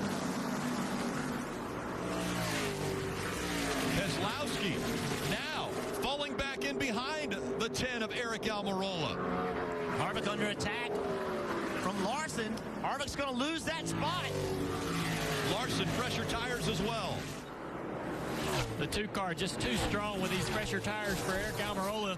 If he gets in front of Eric, he'll drive away. I'm thinking right now, Eric Almirola's strategy might be to let the 2 go get the 18. Yes. I don't think the 10 can run the 18 down. Maybe the 2 can. And we know those 2 have history. Maybe it'll fall the 10 cars away. Just stay as close as you can to the 2. Let him do maybe a little blocking or moving out of the way and be the beneficiary of that. 9 laps to go in Phoenix. Almirola running 3rd. Here comes Kyle Larson in the 42. Kyle Busch has a 1.1 second lead over Brad Keselowski. Is there enough time for Brad Keselowski to reel him in? 9 laps to go, 10th of a second a lap. Be right there. Now 8 laps. It was a 10th and a half that lap. Those 4 tires, 4 fresher tires, were a little over a 10th of a second better than race leader Kyle Busch. Brad Keselowski trying to put together 7.5 perfect laps at ISM Raceway. I think he's going to get to the 18. I'm not sure if he'll be able to pass him, but the last lap a 10th and a half, this time by another 10th and a half. I believe he's going to get to the bumper of the 18 for sure. Now Almirola doesn't want to get passed by Larson. Almirola is running third. Larson is right behind him. And if he takes that spot away, then that takes Almirola out of position if something happens between the top two. That's a great point, Rick. A great point. Keselowski, if he does get there, he's going to be aggressive. Out of the playoffs, nothing to lose. The 10 missed the bottom that time at 3 and 4. It seems like Eric is just, trying. Maybe just a touch too hard. Here comes the 42, closing in on the back bumper of Eric Almirola. The gap not closing as much between the top two, the 18 and the 2. Kyle Busch putting together some very good laps. And Kyle Busch wanting that momentum. He's already in the championship 4. A win going into the final race of the season just uplifts the spirits of the entire team, knowing that they could potentially win a title. A tenth of a second faster for the 2 car that lap. The gap's a half a second between the top 2. Eric Almirola now running in 4th. So funny, I talked to Kyle Busch this morning. Keselowski missed it. That might do it. That may do it. 4 laps to go. Kyle Busch with a 6/10 of a second lead over the race leader. Kyle Busch this morning chasing him. Told me, he said, I quit guessing. Like, I don't know. I don't know what my car is. I don't think we're very good. Here he is with a chance to win. And the big 3, when the season started and went through the regular season, dominating the wins between Kyle Busch, Kevin Harvick, Martin Truex Jr. Now, those 3 look as though they will join the 22 of Joey Logano in Miami and run for a championship. Under 3 laps to go. Behind all this, great runs for Jamie Murray in 6th, Matt Kenseth in 7th, Austin Dillon 8th, Bubba Wallace in 9th place. And William Byron in 10th, Newman, Allmendinger, Hamlin, Truex Jr., and Jimmy Johnson all on the lead lap. Kyle Busch hitting his marks every single lap. The gap has not closed between Kyle Busch and Brad Keselowski. Into 3 and 4. Kyle Busch coming out. We'll see the white flag. 1 lap to go. Presented by Credit One Bank.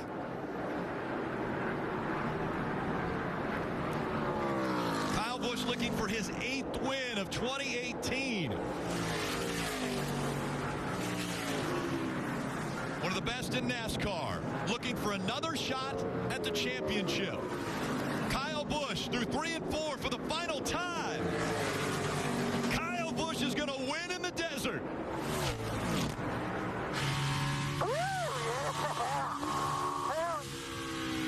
Awesome job, team. With a 5th place finish, Kevin Harvick secures a spot in the championship 4.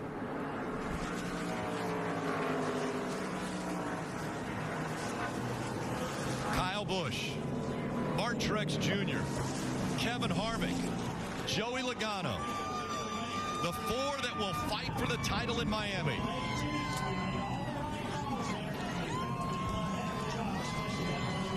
That's the championship 4.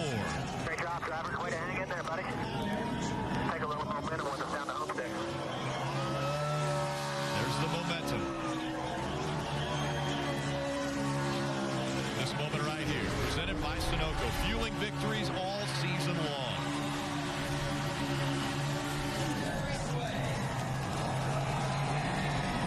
Kyle Busch, he can divide fans. You either love him or hate him. But there is no question he is one of the most talented drivers NASCAR has seen. The trademark bow to the fans coming up here as he climbs out of that car right on the start-finish line. And let's go to Rutledge. Rick, there are huge cheers. Lots of excitement from Kyle Busch as he climbs out of the race car, going to grab that flag. He was locked in on points there during the race, but he raced his way in. Kyle, this is huge. You got the momentum. You got the chance to go to my... Oh, get out of the way for the bow, you guys.